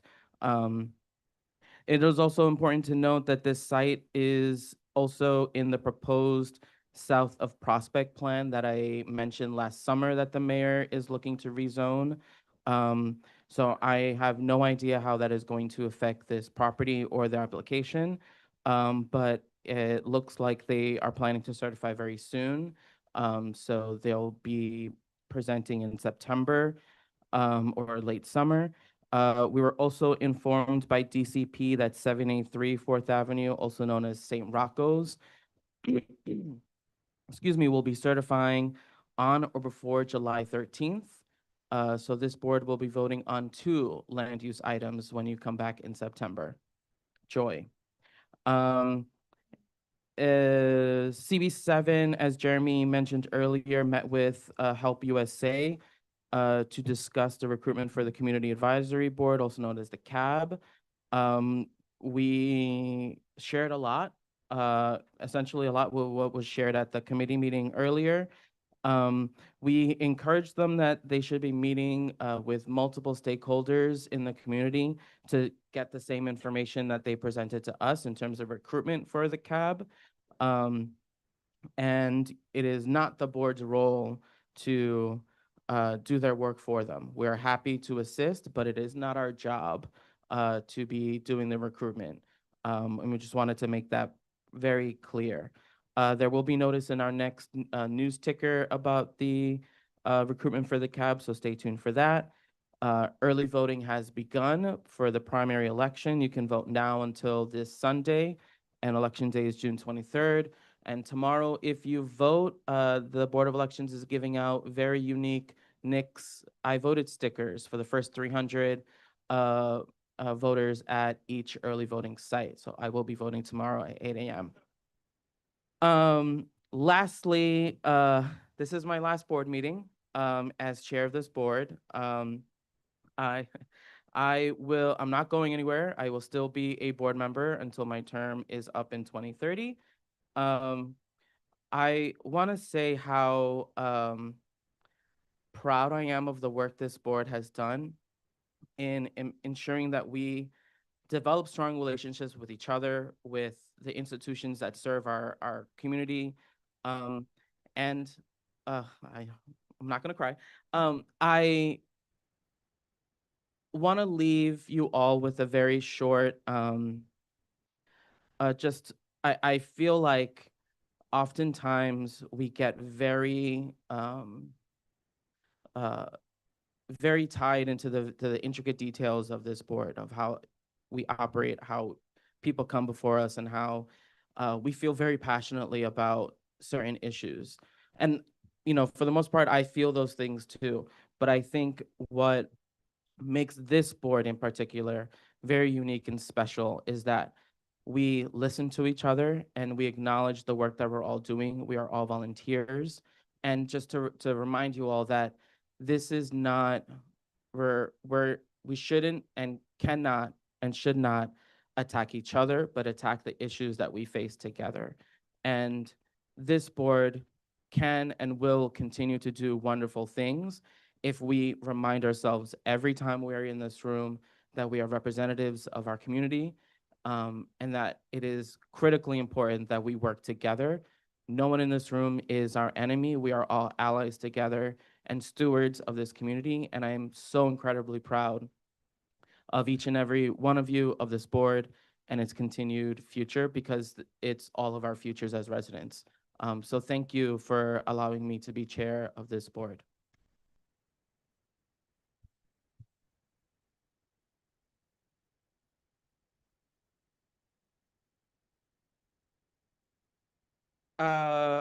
And so since Maria's on vacation, I will table the district manager's report. Is there any old business? I know you're not going there. Oh my goodness, I'm so sorry, Pat. Pat has update.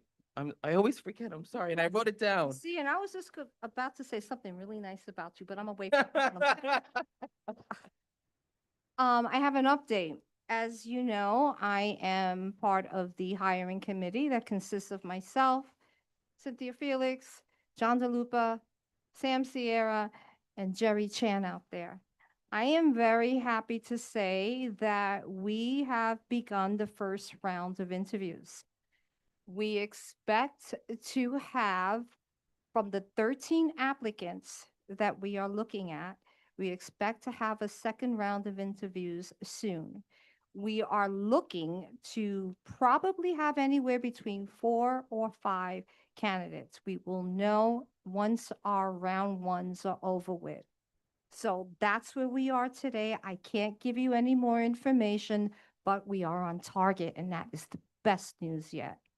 I just wanted to say that I have been on this board for a very, very long time. I have served as second vice chair, first vice chair, second vice chair again, and first vice chair again. With Julio for a number of years, I think from COVID to, it's been a long time. So I wanted to personally thank him for sticking with us, for sticking with me, because he knows how I can be.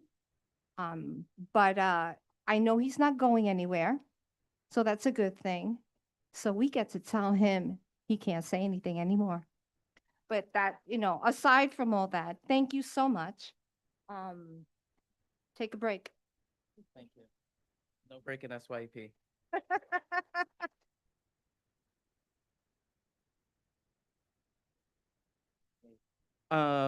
Just important note, the office will be closed on Friday for the federal holiday, Juneteenth. So any emails you send us, we'll respond the following Monday. Is there any old business? Is there any new business? There being no other item, there new business? Given the news that St. Rocco's is going to certify for July 17th, I would actually propose that we actually have, as John had proposed, that we call for either land use to have a meeting before September, before ULURP process starts, or also call as well for Alexa Viles to hold a public meeting with developer, the church, and also Fifth Avenue Committee. We typically don't meet over the summer. Seeing as there will be 2 land use items coming before the board, I anticipate the public hearings for those being very late in August or early September.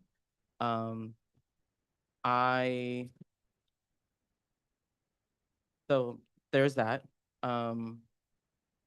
And in terms of like scheduling, I don't know if we can make it work in the summer, but we can certainly try. Pat? My new business comment is effective July 1st. Cynthia Felix will be our chair. And I just wanted to say congratulations, and I look forward to chairing with her. Thank you. Is there any other new business? There being no other item on the agenda, the meeting is officially adjourned. Yay. Good night. Enjoy your summer, everyone. Bye-bye.